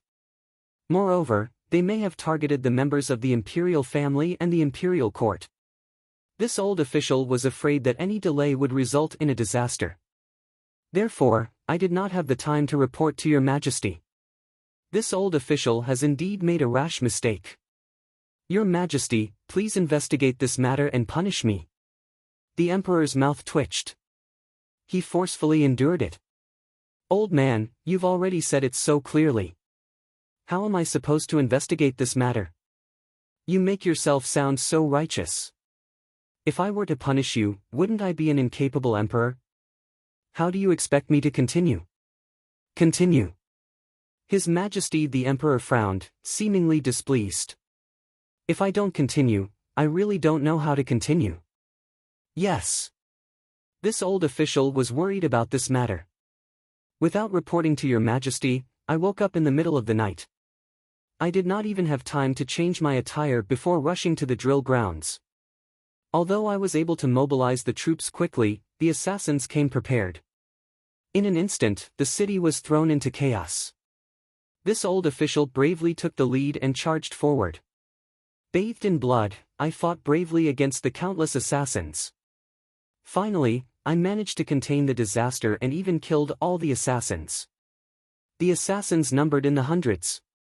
Their corpses were hung on the city gates for public display. However, this old official did not dare to claim credit for it. Although this old official did everything he could, there were still dozens of officials who were killed by the assassins before they could wait for this old official's rescue. This was all because this old official's actions were too slow, resulting in such a tragedy. This old official is willing to accept this crime of negligence. Grandpa June let out a long sigh. His voice was filled with sorrow. Those were the pillars of our Tianxiang kingdom. Rubbing his eyes, he appeared to be sighing. However, he was actually feeling sleepy. Hearing Grandpa June's words, all the ministers in the hall looked at each other in dismay. What? Accept the crime of negligence? Accept your mother's head? Look at what you're saying. You are the great minister who saved the entire Tianxiang kingdom. You acted decisively and turned the tide. You were the pillar that held up the country. Moreover, you protected the dignity of the imperial family's most loyal minister. If I don't reward you fiercely, you will feel that you have suffered a loss. You still want to accept the crime? Besides, who here doesn't know that those men in black yesterday were from your June family? Assassins? What a joke! What do you mean by inverting black and white? What do you mean by confusing right and wrong? That's it. I've seen shameless people, but I've never seen such a shameless person. To think that killing people is like catching thieves. To think that confiscating property is an achievement. This is simply an otherworldly realm. To look up to a great mountain. As for the group of unjustly dead people that were hung on the city gates for public display, if the head of the Ministry of Justice's prison were to identify them, he would definitely find that all of them looked very familiar. They were all prisoners on death row. However, they had been executed by you, Marshal June, in advance. When I went out for breakfast this morning, a tragic incident occurred. A young lady saw me on the streets. She was riding her bicycle when she suddenly fell down. This made me feel very apologetic. I was too handsome. The young lady was entranced just looking at me. In the future, I will try my best not to go on the streets. I will write this as proof. Chapter 78. The ministers looked at him with disdain and prepared to launch another attack. Grandpa June's self-justifying argument was simply not something that could be refuted. Grandpa June was still a military general after all. The amount of knowledge in his stomach was limited. To be able to come up with a self-justifying argument was already difficult enough. To think that he would be able to come up with a flawless excuse was simply a pipe dream. Unexpectedly, an old man with white hair and beard took a heavy step forward. This old man was tall and sturdy. Standing together with June Zhantian, they resembled two majestic mountains. His cheeks were bursting out like a leopard's beard. His face was ferocious and his body was filled with savagery. This was Old Man Dugu, second only to June Zhantian in the military. The capital's #1 crocodile, Dugu Zonghang. Tianxiang Kingdom's #1 barbarian. #1 ruffian. #1 troublemaker. #1 family's leader. He was thick-skinned enough to be called a grandmaster. He treated ignorance as knowledge and used a broadsword to reason. All the civil and military officials in the imperial court were afraid of him. Even the current emperor could not do anything to him. When he stepped forward, everyone could not help but mutter in their hearts, didn't he not attend court for several years? Why is he here today? Picking such a sensitive period, this old man actually appeared here. It was a little unusual. Dugu Zonghang's round eyes widened like a bear in the forest. He cupped his fists and spoke in a rough voice, "Your Majesty, the princess, and all the court officials were assassinated. This is indeed a major event that shakes the stability of the country. Thanks to Old Man June. June Zhantian's prompt decision, this calamity was averted. This old man believes that Old Man June's actions were not wrong. Not only was he not at fault, he was also meritorious. A great meritorious deed. A skinny old man with a goatee sneered, such a traitor who brought disaster to the country and the people, causing chaos in the court. If this is considered meritorious, then wouldn't the people of the world despise him? This man with a goatee was the third most important person in the Meng family, Meng Yufang. Last night, his house was the most devastated. Not even half a roof tile could be found intact. As a high-ranking official of the imperial court, he brought his family to spend the night in the luxurious and prosperous capital. He was so depressed that he almost vomited blood. Now that he saw the two military bigwigs distorting the truth in front of everyone, he couldn't take it anymore and jumped out. Dugu Zongheng was furious. He turned around, and fiercely glared at Meng Yufang. He opened his mouth wide, exposing his yellow front teeth. His voice shook the roof tiles, "Fuck your grandmother. You sour dog shit. Are you saying that I'm wrong? Ha!" As soon as he got angry, his hair and beard stood up even straighter. He opened his mouth wide as if he wanted to swallow this thin and withered goatee in one gulp. He looked extremely ferocious. Next to him, General Dugu Wudi immediately jumped out and shouted, "Meng Yufang, what do you mean by this? My father is talking to His Majesty, how can an old brat like you interrupt?" He stretched out his large hand, wanting to grab his neck and lift him up. All the bigwigs raised their eyebrows. This pair of father and son is really unrivaled. They're actually playing hoodlums in the Golden Palace Hall. His Majesty the Emperor was the instigator of this show. He couldn't help but be dumbfounded at this moment. Enough! His Majesty the Emperor shouted angrily and stood up in a violent rage. A bunch of civil and military officials are using filthy language in the Golden Palace Hall. Moreover, they're even fighting. Are they shrews cursing the streets? The Emperor's anger immediately silenced everyone. Apart from the Jun family, Dugu family, Li family, Meng family, Song family, Tang family, and Murong family, everyone else, regardless of their rank, immediately knelt down and said in unison, "We have sinned. We are willing to receive punishment from your Majesty." Jun Zhantian's original intention was to capture the assassins. However, he handled the matter improperly and indeed caused chaos in the capital. He will be fined 1 year's salary and will be ordered to spend 3 months in seclusion. However, because of his meritorious service in capturing and killing the assassins, he will be rewarded with 1,000 taels of gold and 1,000-year-old ginseng. Dugu Zongheng will temporarily be in charge of the military affairs. In addition, your families did not distinguish between right and wrong and only cared about your own losses. You'll all be demoted by 1 rank. In order to avoid chaos, your family's military authority will be returned to the military for a year. After a year, you'll be punished. 1 year's salary forfeited, half a month in seclusion, and 1,000 taels of gold and 1,000-year-old ginseng. For Grandpa Jun, could this still be considered a punishment? This was simply a public reward and a public holiday. Only the sentence Dugu Zongheng will temporarily be in charge of the military affairs seemed to have some other meaning. However, it was also very unreliable. All the ministers stole glances at the father and son duo of the Dugu family. Everyone thought, if this is the case, then it would be better to let that old man Jun Zhantian continue to be in charge. This father and son duo of the Dugu family are much more unreasonable than Jun Zhantian. At the very least, Grandpa Jun is quite reasonable in normal times. However, this father and son duo of the Dugu family have never been reasonable. How could their family's private army fall into the hands of this father and son duo? How many will come back? For a moment, almost everyone was cursing Meng Yufang in their hearts. Dugu Zongheng was the mastermind behind His Majesty's actions, yet you still interfered. If this isn't overestimating your own capabilities, then what is it? It's fine if you're the unlucky one, but you're dragging us down with you.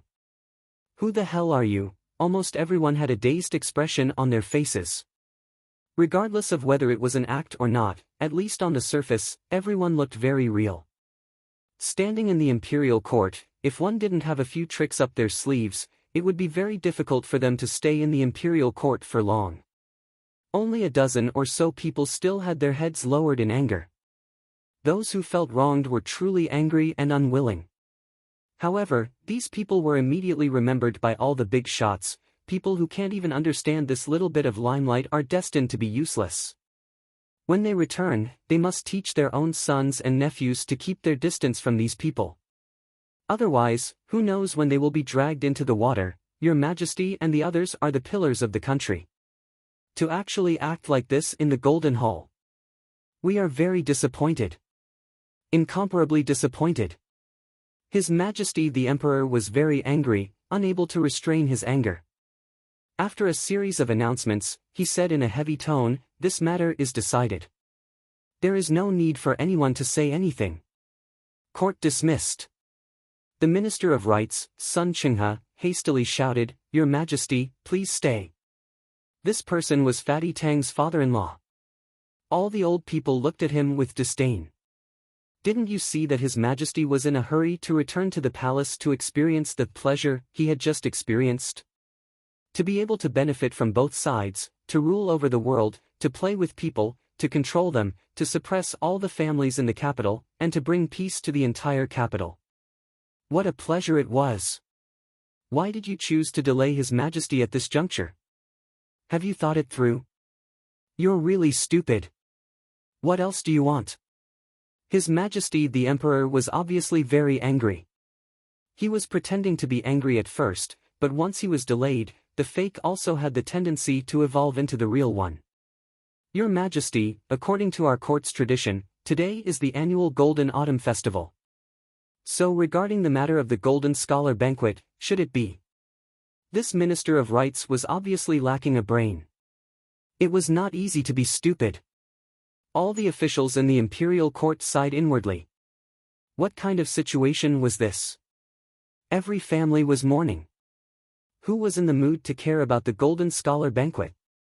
You brat, you're basically stupid's grandfather, old fool. You have to be careful in the future. Don't get along with this idiot. Maybe you'll fall into his hands one day. As expected, His Majesty flew into a rage. He said in a heavy tone, "Golden Scholar Banquet? We are in troubled times right now. What Golden Scholar Banquet? If my memory serves me right, the two ministers that I personally appointed to be in charge of the Scholarly Scholar Autumn Banquet are already on the list of those who were killed by the assassins." After saying this, he used his finger to heavily point at the list on the table in front of him. Then, he swung his sleeves and left with a face full of rage. No one saw that after His Majesty turned around, he grinned. It seemed that he was very happy, indeed, no one saw it. But the old officials were secretly happy. As expected, they didn't get out of their own scheme. After His Majesty the Emperor left, all the people who were kneeling on the ground patted their knees and stood up. The few big shots exchanged glances with each other.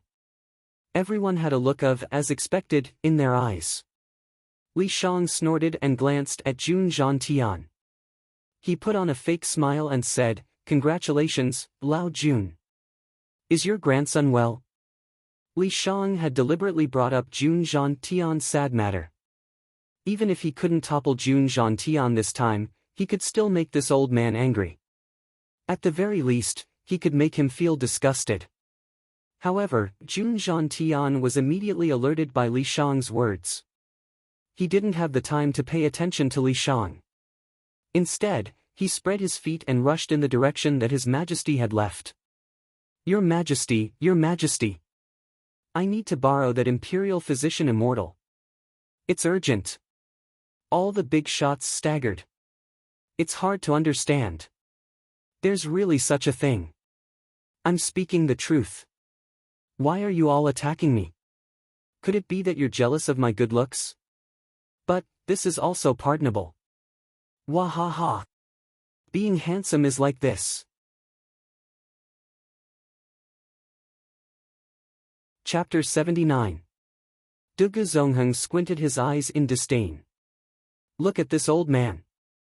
His grandson is just injured, yet he's so nervous. He doesn't have the demeanor of a great general. I despise him for being ranked below such a commoner. Woody grinned and nodded his head like a chicken pecking at rice. Yes, yes. I despise him to the extreme. Heaven and earth mourn. All the ministers shook their heads in disdain. You Duga family members would shout to the heavens even if you lost a piece of skin. Yet, you're here to despise Jun Zhantian. You're truly shameless. However, Duga Zongheng's words were very convincing. I reckon that he was the one who helped him think it through, eh? Did he think it through for a long time? This was a shocking piece of news. Could it be that the military is at odds with each other? Thinking of this, all the old foxes muttered in their hearts. Duga Zongheng was very happy to see his son cooperate with him. Stroking his beard, he said, "My family is still the best. Each family has more than 10 people, and each one is full of vigor. Unlike the Jun family, which only has one person." Duga Woody nodded his head like a chicken pecking at rice. That's right. Everyone felt a chill run down their spines.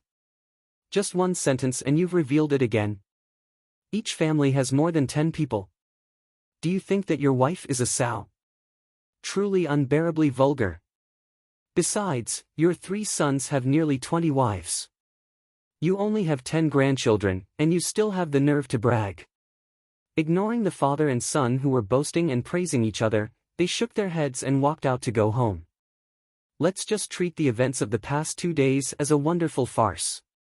If only I knew it would be like this. Sigh. Not long after, the palace guards saw Grandpa Jun proudly leading an old man with white hair and beard out of the palace with a medicine box in his hand. Jun Zhantian was riding a horse. Surprisingly, he had a sedan chair with him. It seems that Grandpa Jun had even prepared a palanquin for the imperial physician before entering the palace. This was truly a meticulous and thorough plan. What is called an expert? This is called an expert.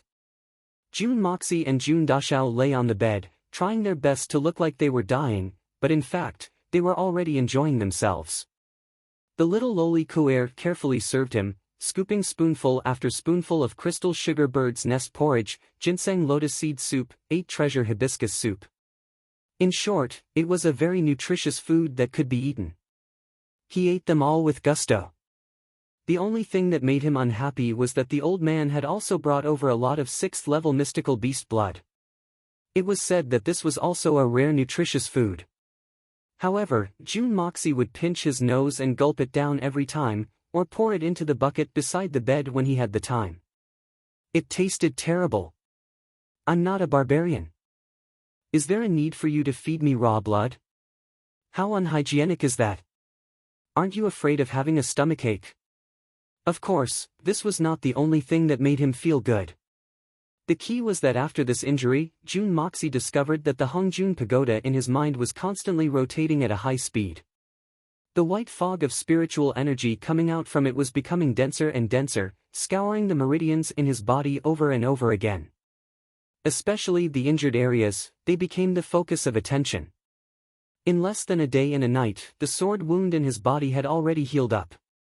With a few coughs, he coughed out a few thick black blood clots.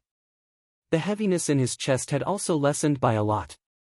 The sword wound on his thigh looked very serious. After all, it was almost transparent. However, under the continuous nourishment of the spiritual energy, he could no longer feel the pain. Only the waves of numbness and itchiness throughout his body made Jun Moxie feel somewhat uncomfortable. However, it was also somewhat comfortable.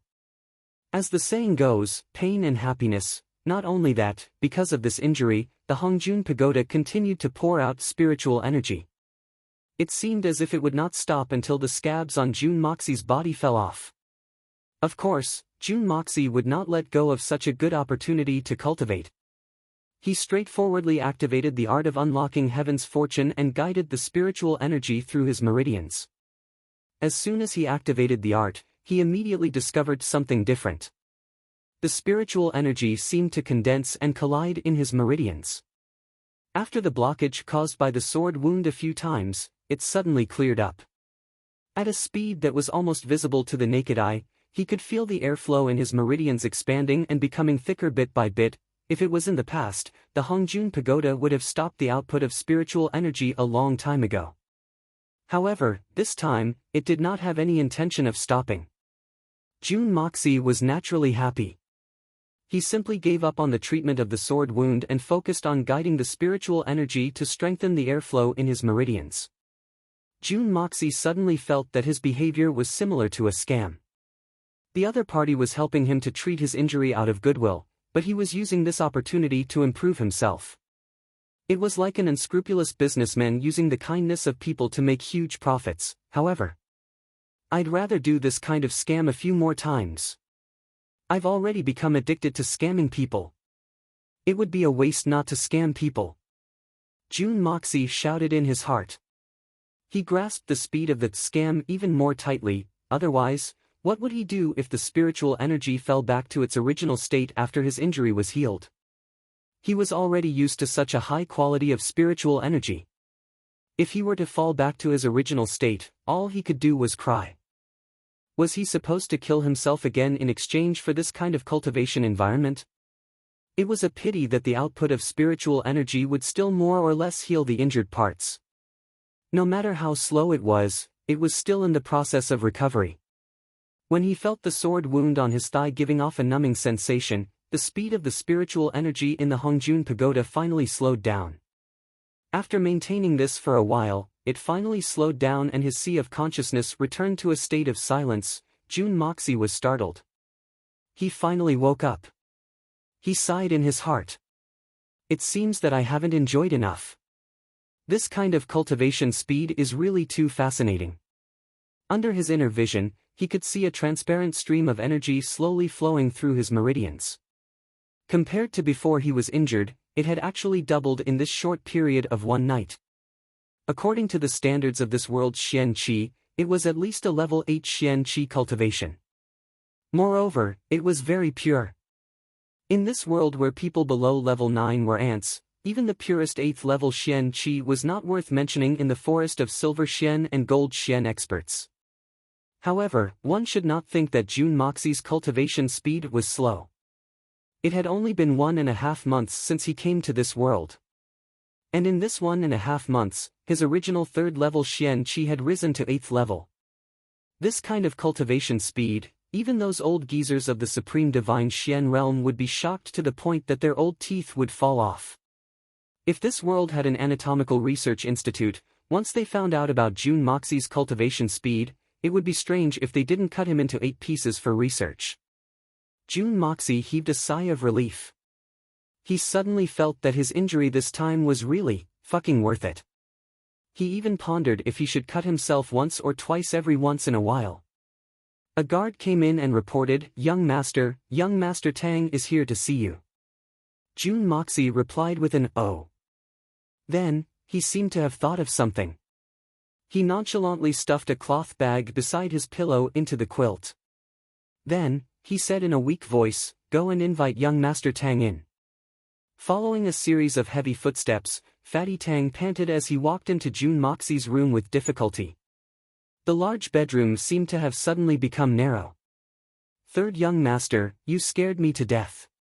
Tang Yuan's face was full of shock. "I heard that you went to see the late emperor and cried for half the night. Say, if we brothers were to be separated forever, how am I supposed to live?" Jun Moxie looked at Fatty weakly. He really wanted to jump up and kick him.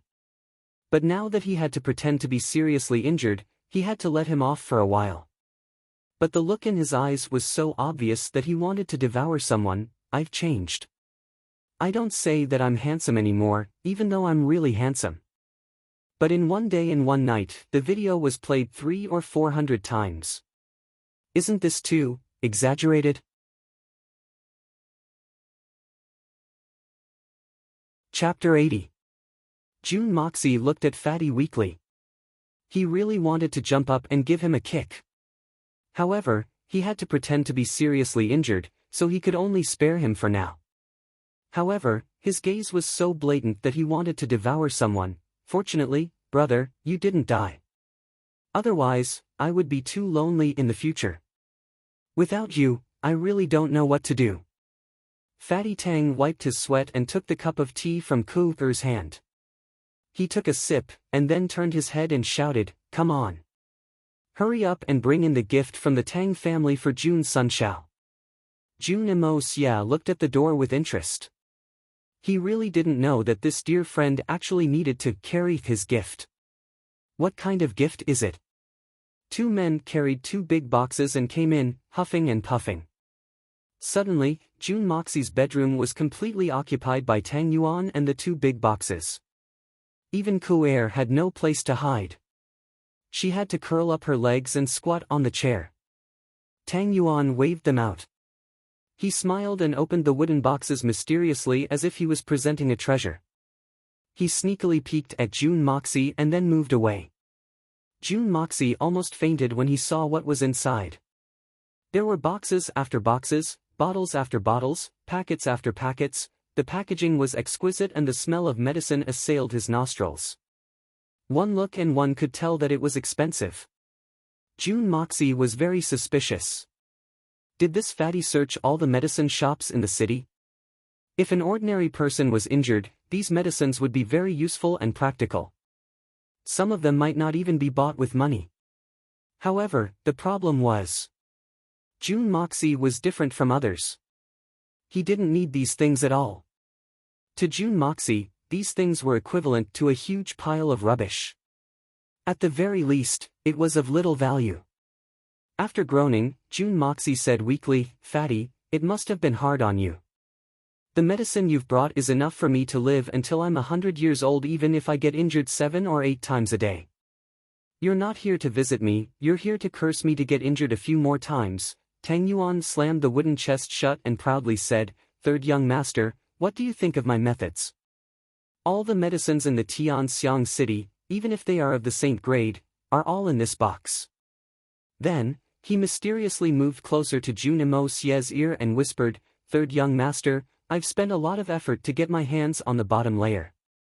It's a treasure that can only be found by chance, but not by searching for it. You have to hide it carefully." "What?" Jun Moxie was slightly interested. He raised his eyebrows and asked. "Stop. Stop, stop, stop." Jun Moxie felt a headache coming on. What kind of strange and messy things are these? What's 100 caddies? Please spare my life, don't disgust me. Jun Moxie felt a headache coming on. Hurry up and take it away. If Grandpa sees this, don't harm me. What are you afraid of? Any man would like this stuff. I reckon that old Master Jun also has it. Old Master Jun is not young anymore. Without these things, even if he still has his heroic spirit, he may not. Oh. Tang Yuan laughed recklessly. Suddenly, what do you mean I also have it? A heavy voice rang out.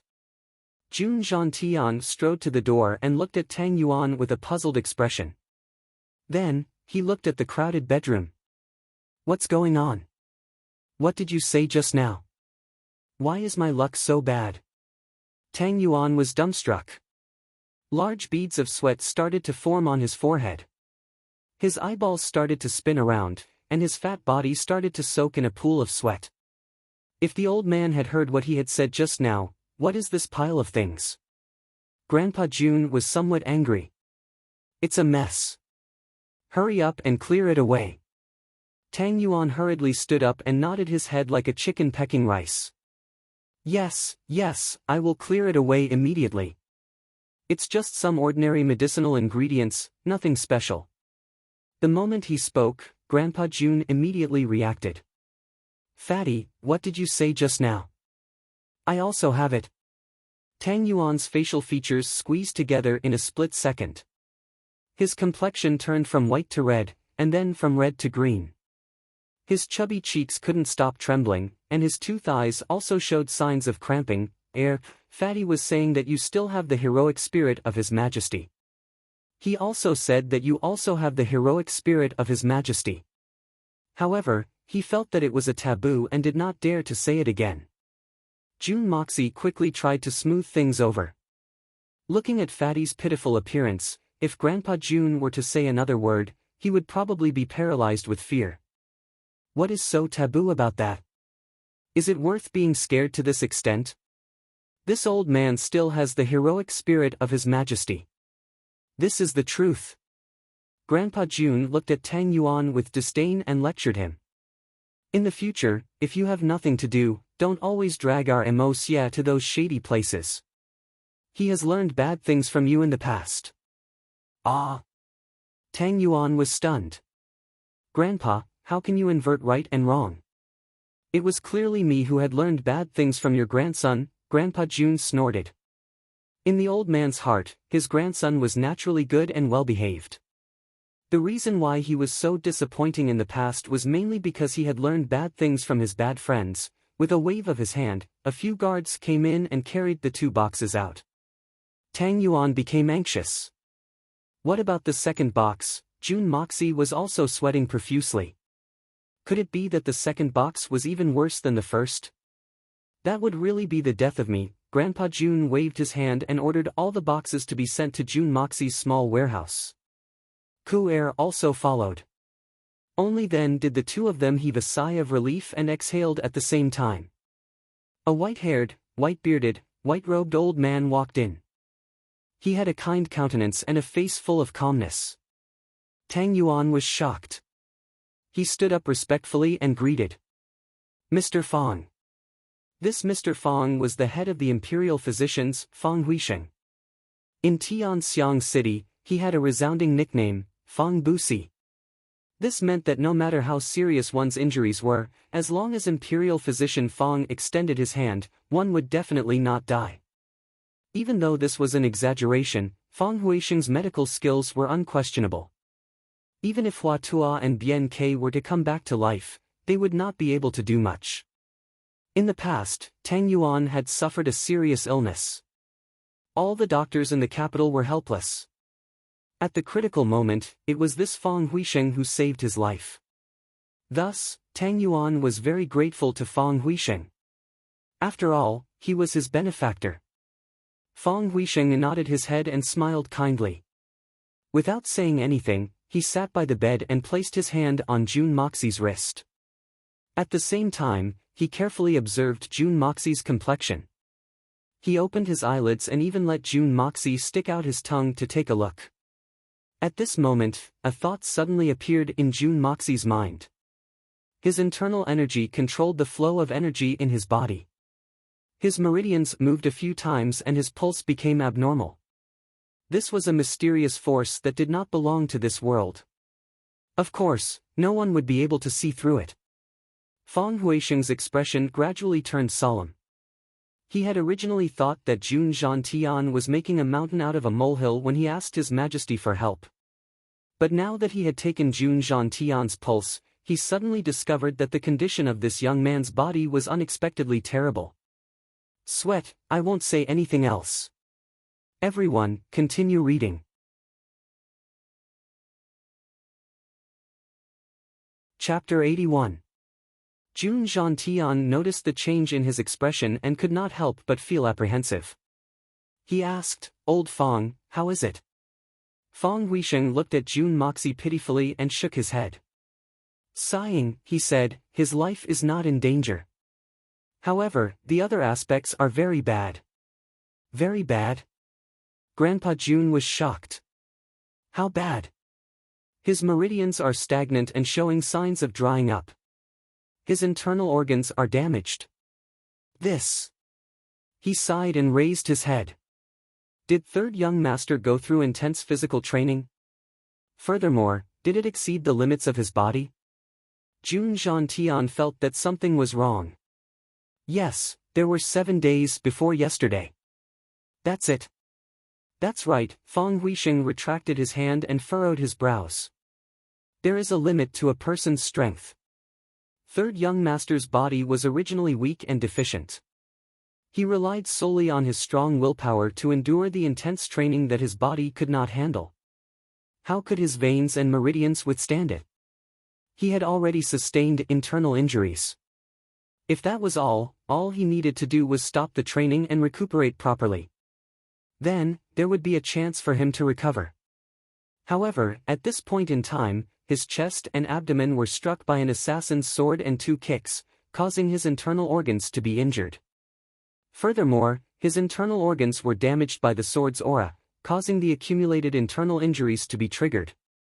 How could he be lucky enough to have sustained these 2 injuries? That was not all. The most difficult part was that after he was struck by the sword, he did not manage to stop the bleeding in time, causing him to lose too much blood. He shook his head and said, "After this, third young master, being able to preserve his life and live as an ordinary person is already a great blessing. Moreover, if there is any intense activity in the future, you will feel dizzy and your internal organs will feel as if they are on fire. Even your life will be in danger."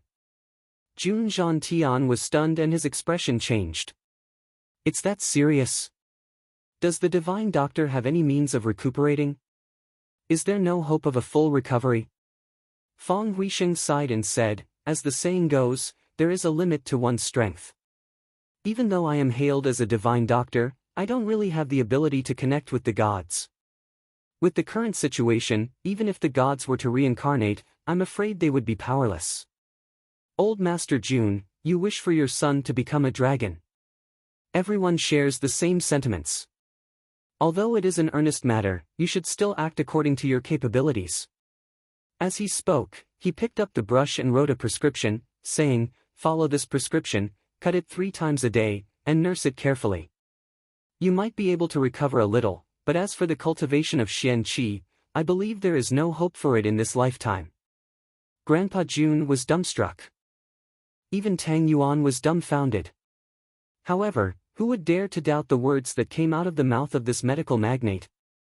Who had the right to doubt it? With a forced laugh, Jun Zhantian's face darkened as he said, "Being able to preserve my life without becoming handicapped and being able to move freely like an ordinary person is good enough. As for Xian Qi, there are countless people in Tianxiang Kingdom who have never come into contact with it in their entire lives, but aren't they still able to achieve great things?" Although he said that, even Tang Yuan could hear the disappointment in the old man's voice. Tang Yuan comforted him, "That's right.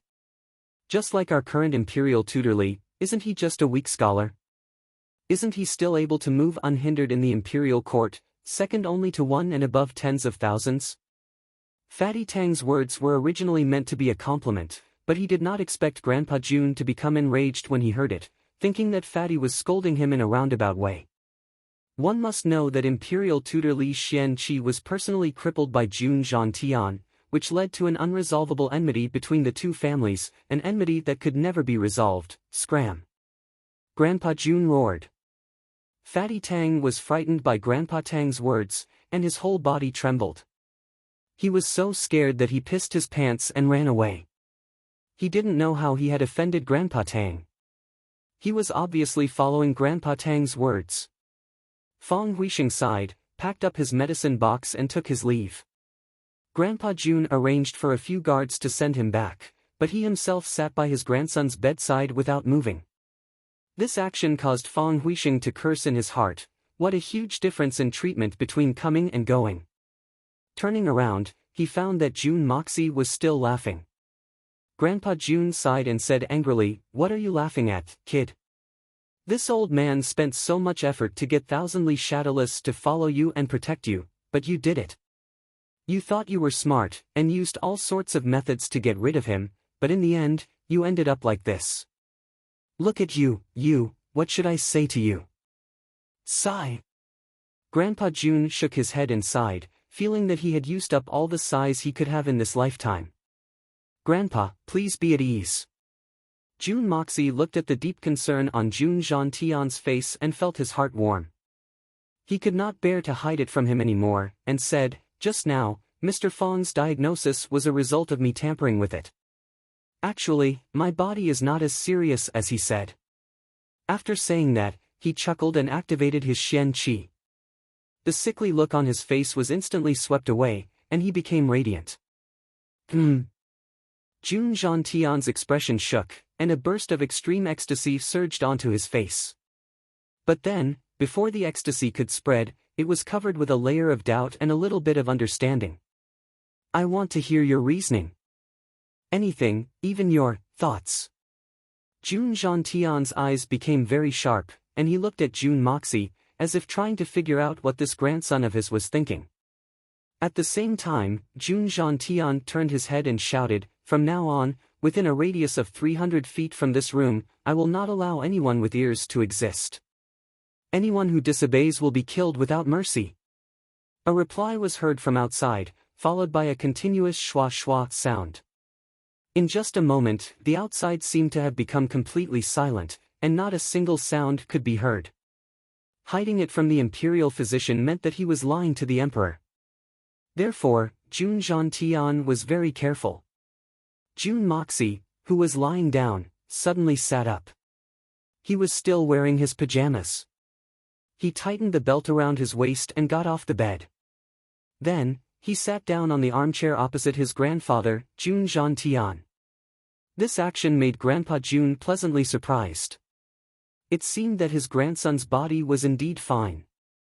This grandson really had good methods. Even the world's #1 divine physician, Feng Huisheng, had been deceived by him. However, Grandpa Jun's face immediately turned solemn. He had a premonition that what Jun Moxie was going to say next was going to be very serious, and it might even be something that he did not want to hear. In fact, it might even be a little disgraceful. Thus, Grandpa Jun had long ago isolated any information from this room. Unless there was the legendary Great Master Shen Xian hiding and eavesdropping, no one would be able to hide from Grandpa Jun's eyes and ears. From Jun Moxie's many years of forbearance to his current feigned injury, Grandpa Jun could smell that something was amiss. He could even roughly guess what his grandson was going to say. Thus, he became especially solemn and solemn. Because the Jun family is currently in a very dangerous situation. I had no choice but to step forward. My original intention was to live a life of debauchery. Jun Moxie opened his mouth, but first removed himself. Unfortunately, I am the only one left in the third generation of the Jun family. Even if I wanted to stay out of this, I can't. Thus, I must not enter the eyes of all the great families within the capital. I understand this point, and I have also guessed it. Grandpa Jun stroked his beard. Based on this point alone, your feigning injury is very successful. I am very gratified. Also, grandfather's previous actions may have intimidated all the great families within the capital, but the Jun family's strength has been revealed. Regardless of whether it is in the imperial court or in the shadows, they are too powerful. This kind of strength is something that the imperial family cannot tolerate. At the same time, this matter is also a huge taboo.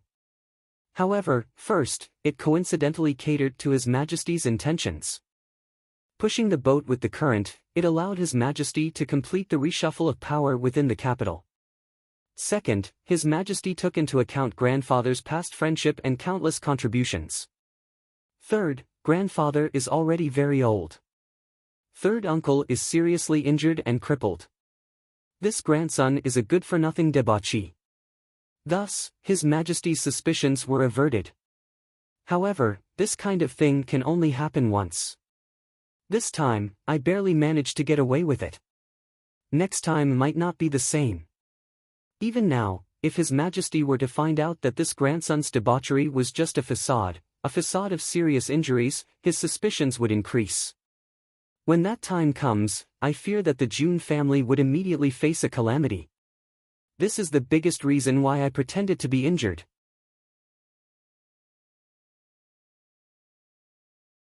Chapter 82. Jun Zhantian remained silent, but he was secretly nodding in his heart. He was completely disheartened by what had happened a few days ago. He had planned to perish together with the emperor, but His Majesty had stopped him. Moreover, his grandson had returned safe and sound. His mood had naturally changed. If it was not the Jun family, any other family would have been flattened, even if they had catered to His Majesty's wishes. Thinking about it now, it was truly thrilling and frightening. Grandfather, there is no doubt that you are loyal to the royal family. But that is only you. Jun Moxie said. Although the Jun family appears to be the most powerful family in the world, the Jun family's power is dependent on His Majesty's imperial decree. Once this imperial decree is issued, the Jun family will collapse in an instant. I am not used to this. I believe that even third uncle may not be used to it. I have never been used to having my fate in the hands of others. That is why I would rather be a debauchee for the rest of my life. But now that my debauchee life has come to an end, I need to change. And the premise of this change is: I need to control the Jun family in my own hands. Jun Moxie looked at Jun Zhantian. This is my highest goal, my ultimate plan, and the foundation of all my plans. Controlling one's fate in one's own hands. For you to have such thoughts, it means that you are showing signs of rebellion.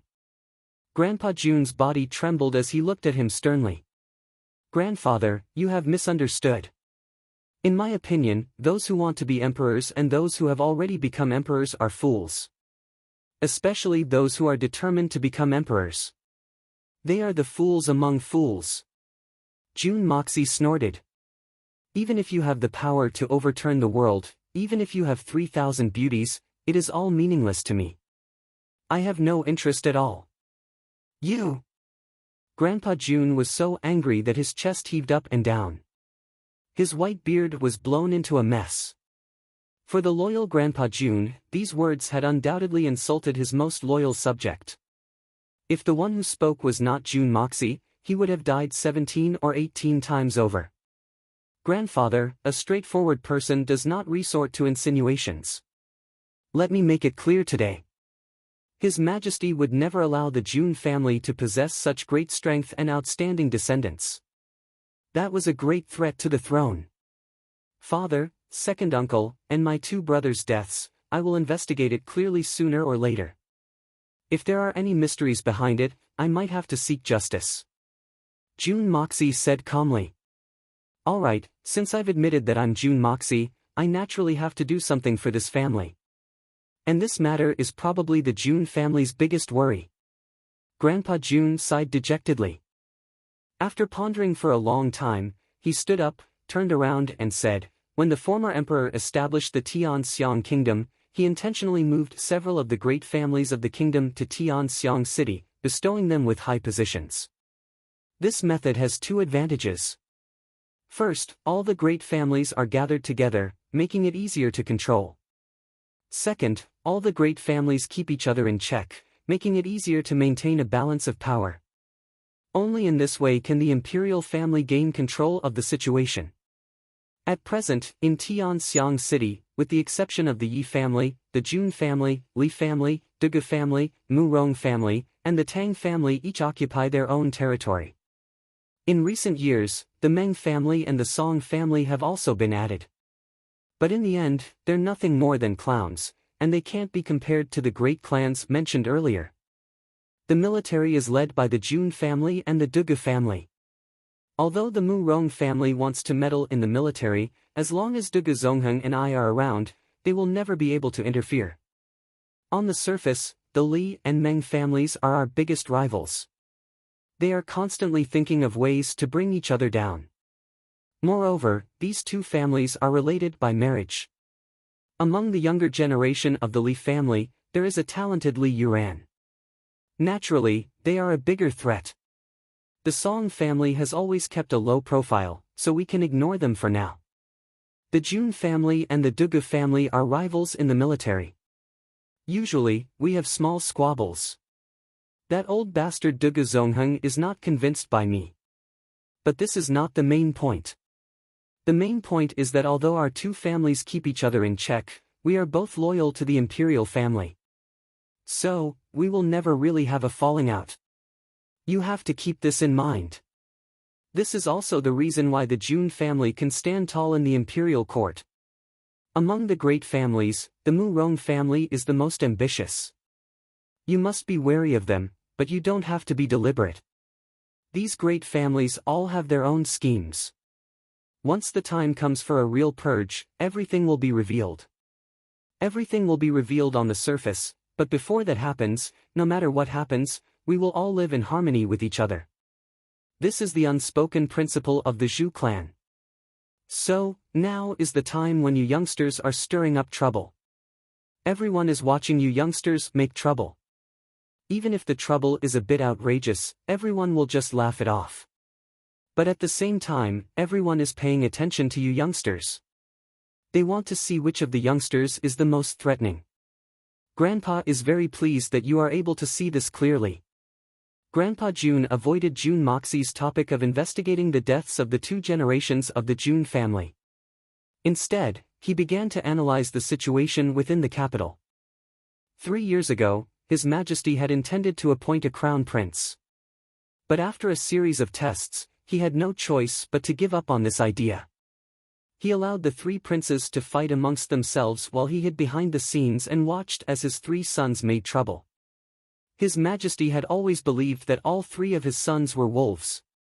But in the competition between the 3 wolves, there will always be a king. And the final victor will be His Majesty's successor.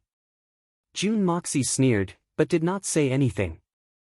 Grandpa June smiled bitterly and shook his head. But a wolf will always be a wolf. It will never transform into a tiger, nor will it transform into a dragon. Even if it is the Wolf King, it will still follow the path of a wolf. However, His Majesty clearly does not have a better choice. He could only force them again and again, oppress them again and again. But at the same time, intimidate them again and again, tame them again and again. Of course, the old foxes of the various families have noticed this. For the sake of their own families, they would not easily intervene in the disputes between the princes. However, within each family, there will always be someone who is very close to one of the princes.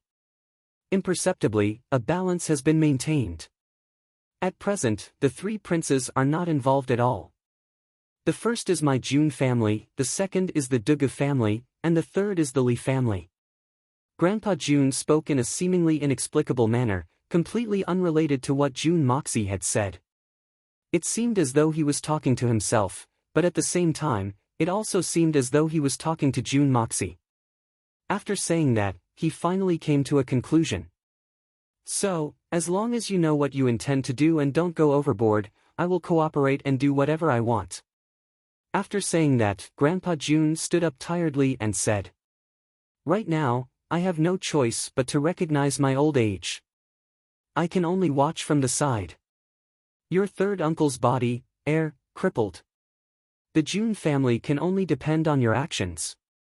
No matter what happens, as long as you have a plan in mind and don't let the June family fall into eternal damnation, it will be fine."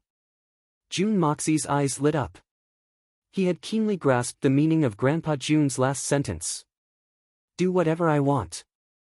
This sentence had a profound meaning. No wonder he gave me an analysis of the situation in the capital. It turns out that this was the main part of the plot. That meant that you can do whatever you want. The June family will support you but will not participate. However, if something happens, I will still be responsible for fishing you out. However, when he mentioned 3rd uncle's disability, why did he pause for a moment? This question was immediately answered. June Gentien's eyes carried a gratified expression as he looked at his grandson. As for your 3rd uncle's leg, if you really have a way, then hurry up. No matter what the final result is, do not drag it out. If you drag it out, not only will your 3rd uncle be anxious, there will be others who will be even more anxious. After saying that, Grandpa June glared at him and lectured. You too, do you really think that this old man is muddle-headed? You are my grandson and that is my son. This is the June family's courtyard. You actually colluded to hide it from me? Do you think you can hide it? What a joke. June Moxie felt a little awkward. He rubbed his nose and explained.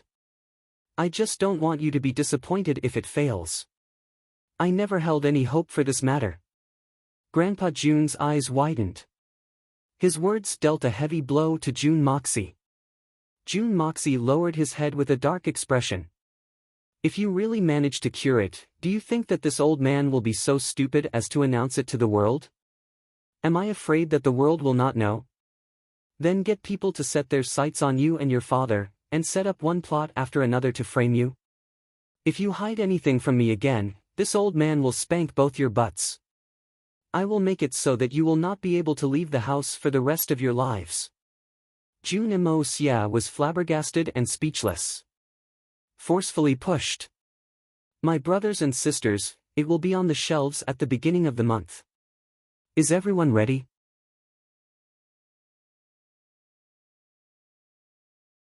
Chapter 83. Grandpa Jun happily vented his anger and walked out with his hands clasped behind his back. As soon as he walked out, the smile on his face instantly became as dark as water. Everyone who saw it could not help but shiver in fear. Just from the look on Grandpa Jun's face, it seems that the third young master is completely hopeless. Even if he is not a cripple, he is almost there. Can't you see that Grandpa Jun's face is as black as the bottom of a pot?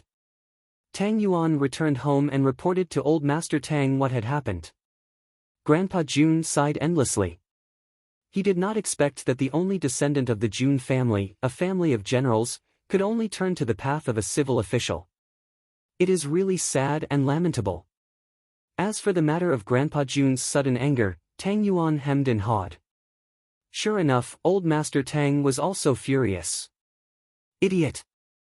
What nonsense are you spouting when you don't know? That old fart Li Shang was punched in the dantian by Jun Zhantian. Get lost! How could Tang Yuan not know that his flattery had gone too far? He immediately covered his head and scampered away like a rat. In less than a day, the news of the Jun family's third young master Jun Moxie had spread throughout the capital. Some time ago, there was a rumor that Jun Moxie, one of the capital's hedonistic sons, had turned over a new leaf at home. Every family had heard of it. However, this news was a little too shocking. Some people even launched secret investigations into the matter and investigated many of Jun Moxie's past actions. Of course, Jun Moxie was not scary. Even if he was scary, he was just a young boy. What was scary was that the Jun family had a successor, a rising star. Today, when this heavy and sorrowful news spread out, many people immediately breathed a sigh of relief. It even became a laughing stock, a topic of conversation after a meal. A playboy suddenly turned over a new leaf, and walked on the right path. Then, after training himself for a few days, he directly crippled himself. Before he worked hard, he still had some chi cultivation, but now, he was completely crippled. Was there anything funnier than this in the world?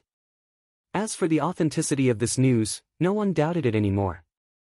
This was because both sources were authentic and authoritative. Jun Moxie's hardcore friend, Tang Yuan, had witnessed it with his own eyes and spread the news. The #1 imperial physician in the palace, Fang Huisheng, also known as Mr. Immortal, personally diagnosed the illness. Who dared to doubt it? Who would doubt it? Who in these noble families did not care about their lives? Fang Huisheng was the life insurance for these people when they were sick or injured. Befriending Fang Huisheng was equivalent to having an extra life. If anyone dared to say, I doubt the words of Fang Godly Doctor. In less than half a day, this person would drown in his own saliva. In fact, not to mention a mere Jun Moxie, even Grandpa Jun himself would not be able to play tricks in front of Miracle Dr. Fang. I didn't expect that Jun Moxie would be like this. Something's not right. In the Grand Preceptor's mansion, Li Yuran looked at the three people in front of her and frowned slightly. Li Feng, are you sure that these words were really said by Miracle Dr. Fang himself? I am sure. An old voice came from outside and the Grand Preceptor, Li Shang, walked in shakily. Facing his own grandson, Grand Preceptor Li's face was full of joy. Jun Zhantian, so what if you are an arrogant old man? But your Jun family is destined to decline. This is something that even the gods can't change. Jun Mo Xia is walking the path of a civil servant. Not to mention the fact that he's a good-for-nothing. Even if he were a genius, would we give him the opportunity to rise? You must know that all the civil servants of the empire are in the hands of our families. Li Yuran smiled and said, since grandfather is so sure, then the Jun family is no longer a threat to us. Li Shang nodded and warned, so from now on, do not provoke Jun Zhantian. This old thing will really kill people. As he said this, he gave Li Yuran a warning look. Li Yuran had been slapped and kicked by Jun Zhantian in front of everyone. Although Grand Preceptor Li knew that his grandson could endure it, he also knew that Li Yuran was a vengeful person. Although she didn't mention it and didn't show it on her face, she would never let it go. She would definitely take revenge if there was an opportunity.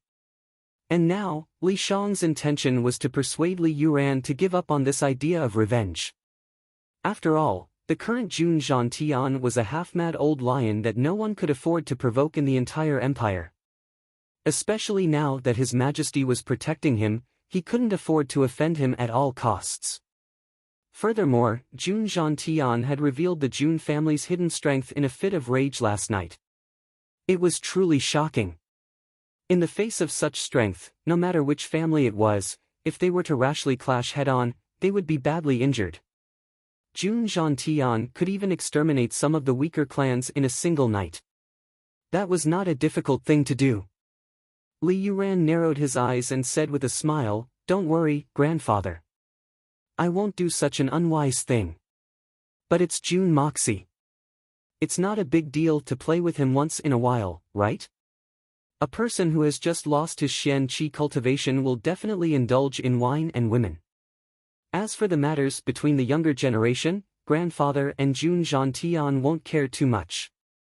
Li Shang smiled and said, "Just don't go too far." The four grandsons agreed in unison. In the imperial palace, His Majesty the Emperor reclined on the dragon throne with a soft cushion behind him.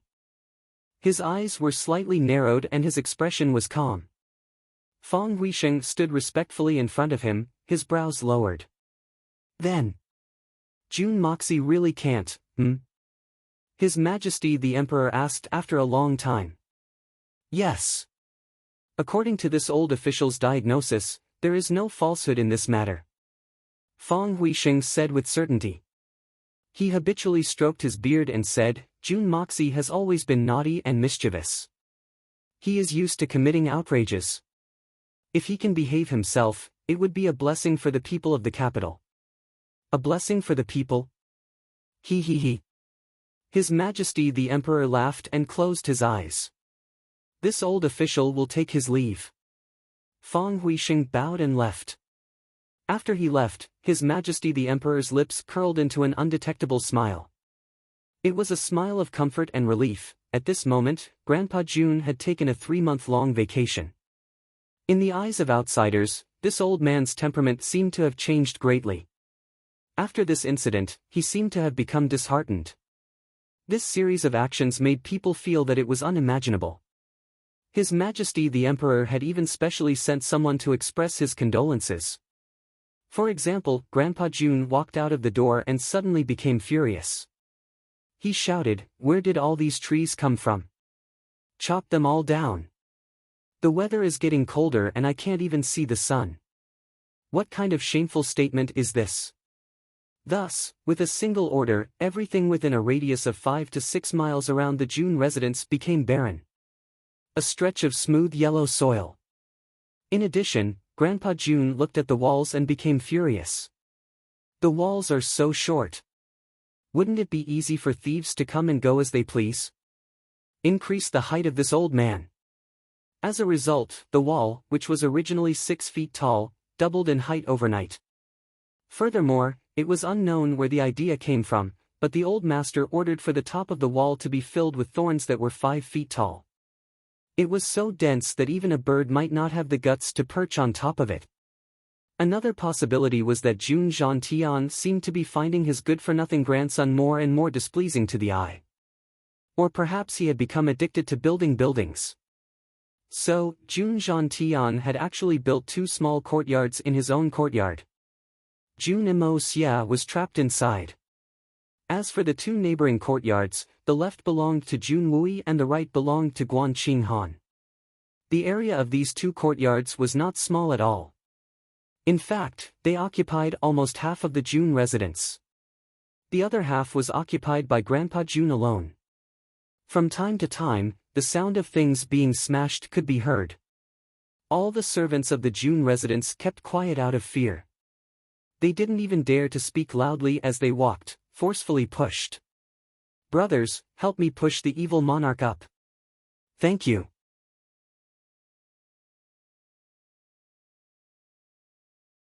Chapter 84. A few days later, Grandpa June suddenly became interested and ordered people to carry out a large-scale construction in the garden of the June residence. Countless flowers were uprooted and a tower-shaped building was erected. It was 7 stories high and a sentry tower was placed at the top to monitor the movements in the surroundings. When he had nothing to do, Grandpa June would often bring his men to patrol the residences of the officials near the June residence. In the middle of the night, the sound of horses' hooves would suddenly resound and deafening battle cries would resound. Grandpa June was using his remaining energy to train his troops. However, this training did not matter. In the next few days, the officials near the June residence became more and more alarmed. In the end, they did not hesitate to spend a lot of money to buy new houses and move away.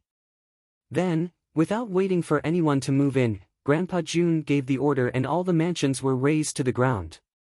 Since he had nothing to do, Grandpa June began to train the guards of the mansion as if they were regular soldiers.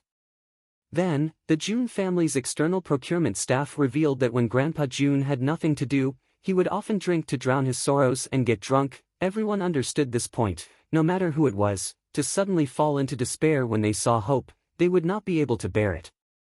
Fortunately, Grandpa June's alcohol tolerance was not bad and he did not go around drinking to act crazy. This could be considered a blessing in misfortune. In fact, everyone could understand, in the midst of his disappointment towards his grandson, he suddenly saw hope for his grandson to turn over a new leaf. But just as he saw hope, he received news of his grandson's death. Just as he was about to fall into despair, he received news that his grandson was still alive. Just as he received news that his grandson was still alive, before he could even rejoice, he was told that his grandson had become a cripple. Isn't this deliberately toying with people? Even if one's mental fortitude was strong, to be able to withstand such a violent upheaval was already an admirable feat. Putting themselves in Grandpa June's shoes, if they were to encounter such a thing, they would have long since collapsed. Their performance would not even be as good as Grandpa June's. Thus, they were not surprised by Grandpa June's various abnormalities. The pitiful old thing was being toyed with by the heavens. It was already good enough that he hadn't gone mad. Do whatever you want, as long as you don't do anything to me. Almost everyone had the same thought. Even the emperor, who had always been wise, more or less had the same thought. In the courtyard of the June family, which was recognized as a forbidden area by everyone, June Moxie was smiling happily as he poured a glass of wine for June Wooey. The wine was refreshing and fragrant. It was so clear that one could see the bottom of the glass. I didn't expect Emosia to have such ability. This wine was truly a peerless wine. The ones I drank before were truly trash. June Wooey took a sip and narrowed his eyes in an intoxicated manner. In another corner, 4 burly warriors were wielding iron hammers and blowing bellows as they did the work of blacksmiths. The blazing flame was so hot that it was almost silver white. A large piece of iron was burned red. Then, they took it out and raised their noses to sniff the fragrance of the wine in the air. At the same time, they fiercely swung their sledgehammers and hammered down again and again. Their bodies were drenched in sweat, but the piece of iron did not show any signs of change. It could be seen that this piece of iron had reached an unimaginable level of toughness. Young Master had said that as long as this piece of iron was hammered to his satisfaction every day, each of them would be rewarded with a pot of wine. Heavens, such good wine, even the emperor himself might not have tasted it before. How could this not be a job for these 4 warriors who valued wine as much as their lives? Winemaking is just a small part of the acrobatics. Otherwise, we wouldn't be able to drink it ourselves. It's really unbearable to drink that kind of bastard wine every day. June Moxie elegantly took a sip. He squinted his eyes and asked with interest, "Third uncle, I heard that when Grandpa drank this wine for the first time, he got drunk?" "I heard that, he got drunk." June Wooey frowned and his face darkened as he lectured, "Don't talk about your elders behind their backs." June Moxie touched his nose and was still in high spirits. He did not give up and asked, "I heard that Grandpa sang when he got drunk?" "He even stuck his head in the pig's head and fell asleep." "You brat! Are you looking for a beating? Don't you know that it's taboo to speak the truth?" Jun Wui was annoyed and amused at the same time. Who asked you not to tell me that this wine is so strong? It's already good enough that your grandpa didn't come to settle the score with you. He had to wash his beard for the whole morning before he could wash it clean. Oh.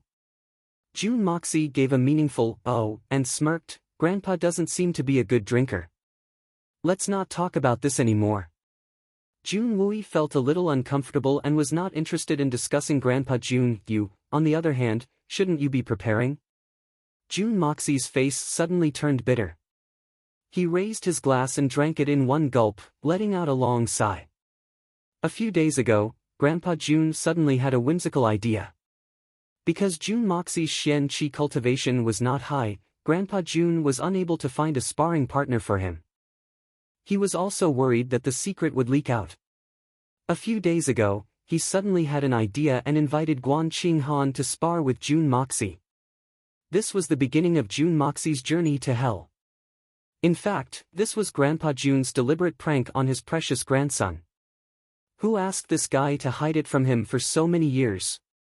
He really deserved a beating. Jun Moxie felt helpless. Facing his sister-in-law, he could not possibly kill her in one blow, right? But if he did not subdue the other party, he would start to suffer. After all, although his art of unlocking heaven's fortune was amazing, he had only practiced it for less than 2 months.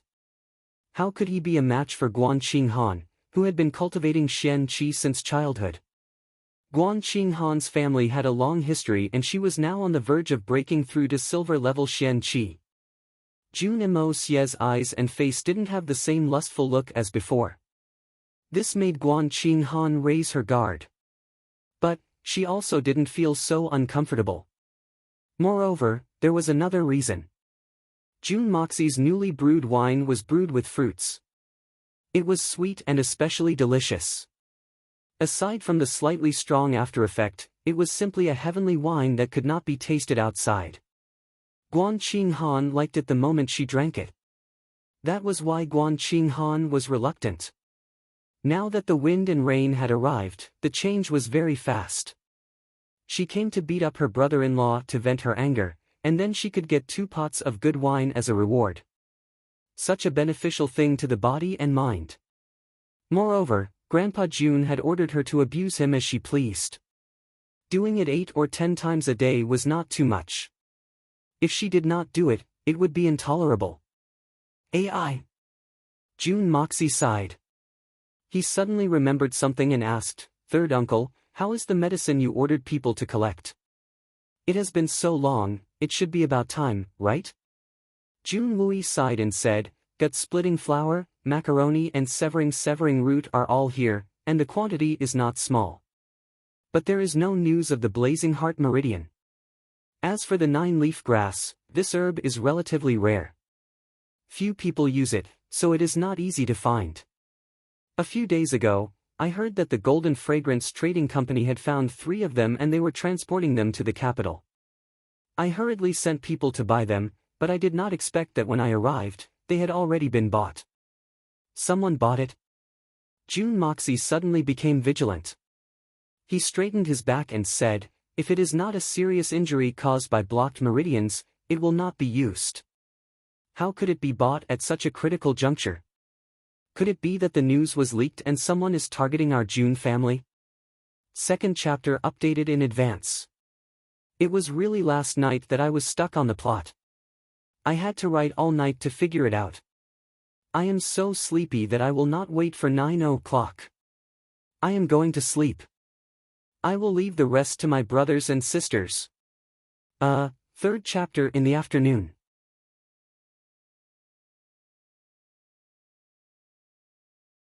Chapter 85. Someone bought it? Jun Moxie suddenly became vigilant. He straightened his back and said, "That kind of medicine wouldn't be used if the meridians weren't blocked. How could it be bought at such a critical juncture? Could it be that the news was leaked and someone is targeting our Jun family?" No. Jun Wui shook his head and said, "Even the person who was looking for the medicine doesn't know why he was looking for it. He doesn't know that it has anything to do with me. I don't think it's targeting me. But this coincidence is too much of a coincidence. Could it be that the heavens are making fun of me and won't let me recover? June Moxie frowned and slowly paced back and forth. If only one of the 5 medicines was missing, June Moxie could use other methods to make up for it no matter what it was missing. But if 2 medicines were missing, Third Uncle, did you send an order to find out who stole the medicine before Third Uncle did? We're already looking into it. But this matter has just happened, so we haven't found anything yet. Jun Wui smiled faintly. He didn't seem to be in a hurry. Instead, he comforted him, Third Uncle has waited for so many years. It doesn't matter if we wait for another month or 2. Don't worry, don't worry. Jun Moxie nodded heavily. He held the wine glass and thought about it in a daze. But the more he thought about it, the more he felt clueless. Jun Wui saw that he was lost in thought. So, he didn't disturb him. He just poured himself a cup of wine and enjoyed himself. Jun Wui suddenly laughed when he heard the sound of familiar footsteps. Guan Qinghan was dressed in snow-white clothes. Her pretty face was covered with frost. She slowly walked over. As she gradually approached, Jun Moxie felt as if an iceberg was slowly pressing down on him. The delicate woman's body emitted a bone-chilling aura. It made people feel that even the heart of this fairy-like beauty in white had long been frozen. Jun Moxie had objected to the fact that Guan Qinghan was here to spar with him many times.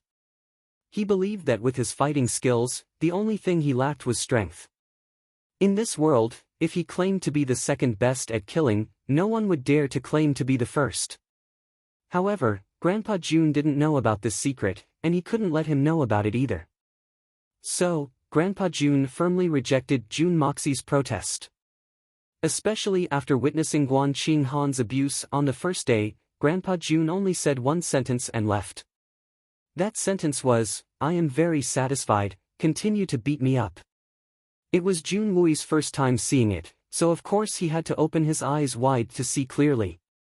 For the past month, as an elder, he had repeatedly suffered losses at the hands of his nephew. Naturally, Jun Wui wouldn't let go of this pleasing opportunity to vent his anger. After all, such an opportunity was rare. I really don't know how to fight. Jun Moxie wailed in his heart. Perhaps it should be said that Jun Moxie didn't dare to fight back. The hitman Jun had lived 2 lives. His hands were stained with blood. He could kill people with just a wave of his hand. He was extremely proficient in killing people. However, when it came to exchanging pointers with ordinary martial skills, not to mention those true killing moves, even those methods that could be used to subdue the enemy would easily injure the opponent's limbs. Hence, it was absolutely not allowed to be used. Especially when the opponent was his sister-in-law. Although this sister-in-law didn't like him, he couldn't kill her, right? Of course, he couldn't break her arms or legs. Even a normal dislocation would be a bit embarrassing for a woman. Moreover, there were some parts of a woman's body that were difficult to deal with unless they were mortal enemies. Since these methods couldn't be used, Jun Dashao didn't have many methods to deal with the enemy. Especially when he was facing his sister-in-law, whose Xian Qi cultivation was far above his own. The stronger one would be able to fight to their heart's content. However, the weaker one would have their hands and feet tied. The difference between the strong and the weak was irreversible. How could the hitman not exhaust all his tricks and complain incessantly? Guan Qinghan stood there quietly, like a snow lotus flower on an iceberg, aloof and unattainable, yet proud and aloof, pure and clean. Can we not fight today? Jun Moxie pitifully put forward a condition, I can give you 2 more pots of wine, okay? Not good. Guan Qinghan's face was as cold as ever. She clapped her hands together, but a black gas came out. 9th level Xian Qi. Are you ready? Guan Qinghan looked at him without surprise or joy, as if she was looking at a human sandbag that could take a beating. Bah, would you be so proactive if I didn't give you wine? God, are you kidding me? You actually gave this woman a legitimate opportunity to beat me up. I can't really fight back. Ready? What's the use of being ready? Jun Moxie was very angry. His concealment from his grandfather had certainly brought about positive effects. That was, he had aroused his grandfather's hopes. But at the same time, it had also brought about negative effects. He had been deceived by his grandson for so many years. His grandfather must be very unhappy. Therefore, Guan Qinghan's test was completely arranged by his grandfather to mess with him. Perhaps it should be said that this was an overt plot. Unfortunately, he had to eat dumplings in silence. He knew what was going on, but he couldn't say it out loud. The most annoying thing was that he obviously had many ways to deal with this woman, but he couldn't use them. He could have easily dealt with her, but he had to endure the abuse. Was he a masochist? This was the most tragic thing in the world. He didn't know when his grandfather would revoke this punishment. If he had to apologize to his grandfather to end this punishment, he would very sincerely say 3 words to his grandfather, "I'm sorry." If he could set a time limit for this punishment, he hoped it would be in the next second. Jun Imosie's imagination was running wild. Suddenly, he saw a green aura curling up in front of him. Then, a snow-white hand came flying towards his chest. He let out a strange cry, and dodged in a depressed manner. Guan Qinghan didn't relax at all. She tried to finish the task of beating him up in the shortest time possible. She took the 2 pots of wine from the victim and quickly went back. She had no time to play with this little bastard. Although this guy's behavior seemed to have changed recently, Guan Qinghan still didn't have the slightest interest in spending any more time with him. Strange screams, painful screams, and screams were incessant. The pa-pa sound of fists and feet hitting the muscles was like the sound of rain. It was very compact, and it seemed to be very pleasant to the ear. Jun Wui raised his wine glass with one hand and watched the fight. The disparity between the strong and the weak was extremely great. He couldn't help but shake his head and laugh. He thought that his grandfather's idea of punishing his rogue nephew was really wonderful. As he was thinking about this, his eyes suddenly narrowed and his expression changed. He became extremely solemn and stared at Jun Moxie's movements. He didn't even have time to put down his wine glass. Just then, Jun Moxie's movement caught his attention. Guan Qinghan's palm strike had been followed by a kick. The 2 moves had been closely linked. Jun Moxie's body had turned, and his elbow had moved a little. However, he had retracted it and was knocked to the ground. This was a very ordinary and inconspicuous action, but in the eyes of Jun Wui, the great general of the battlefield, and an Earth Xian expert, it was incomparably thrilling. In a fight on the battlefield, it was important to subdue the enemy with 1 move. However, even though Jun Moxie had retracted his subconscious movement, Jun Wui could clearly see that the tip of Jun Moxie's elbow was aimed at Guan Qinghan's throat. Guan Qinghan would only need to exert a little bit of force to immediately kill her. But the most important thing was the timing of that movement. It was too perfect. It happened to be the gap between the 2 moves. Guan Qinghan's martial arts were not ordinary. The 2 moves were also very closely linked. That tiny gap was almost fleeting. It could be said that the gap between the 2 moves was very close. That gap could be said to be the biggest flaw of Guan Qinghan's moves. At that time, Guan Qinghan would definitely not have any way to deal with this unpredictable attack. Brothers, sisters, you are too strong. Thank you, thank you. Men and women, each one of you can kiss.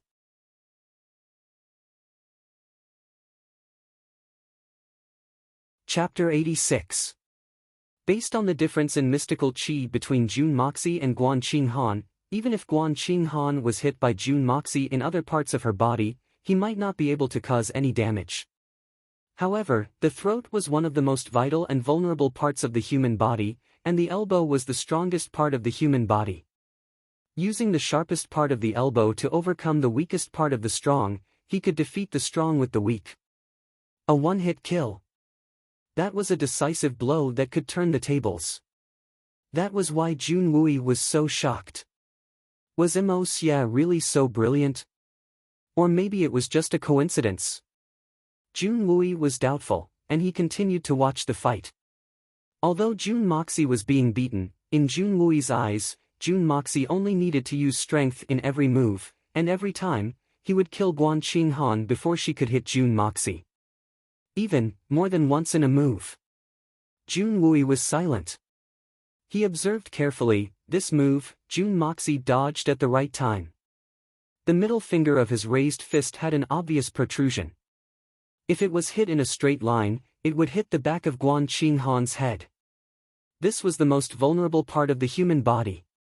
If the protrusion of the middle finger hit the Yushin point at the back of the head, this move, the position and movement of Jun Moxie's knee was different, and it was pointed. If he didn't retreat, it would be the fatal point of the genitals. Heart. Temple. Coccyx. Eyes, throat, behind the ears. Guan Qinghan was fighting to her heart's content, and she was in high spirits. Jun Imo Xia was struggling to dodge, and was complaining to the heavens. Jun Wui, on the other hand, was watching from the side with fear and trepidation. This sweating was because of Guan Qinghan. After every few moves, Jun Wui would be afraid. Even with his eyesight, he had to take a while to judge the danger that Guan Qinghan was facing, and at this time, a few moves had passed. And Guan Qinghan was facing the call of death countless times, but she was still in high spirits, completely unaware of it. Jun Imo Xia's instinctive reaction and killing intent had been seen through by Jun Imo Xia every time he had forcefully retracted his attack. It was too scary. Even with Third Master Jun's Earth Xian cultivation, he could not hold on.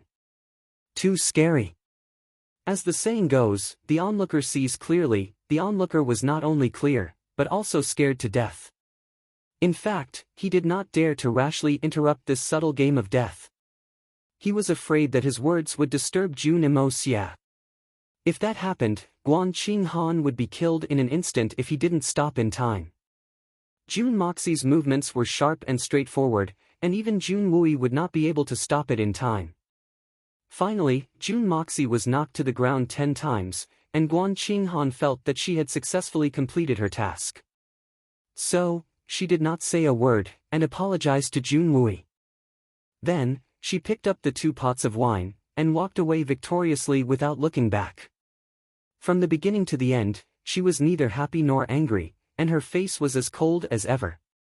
She did not sweat even after such violent movements, and it seemed that beating up Jun Moxie was a piece of cake for Guan Qinghan.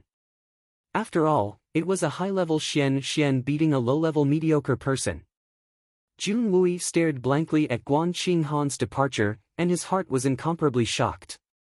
According to his calculations, in the fight just now, if it had been a real life and death struggle, Guan Qinghan would have died at least 47 times.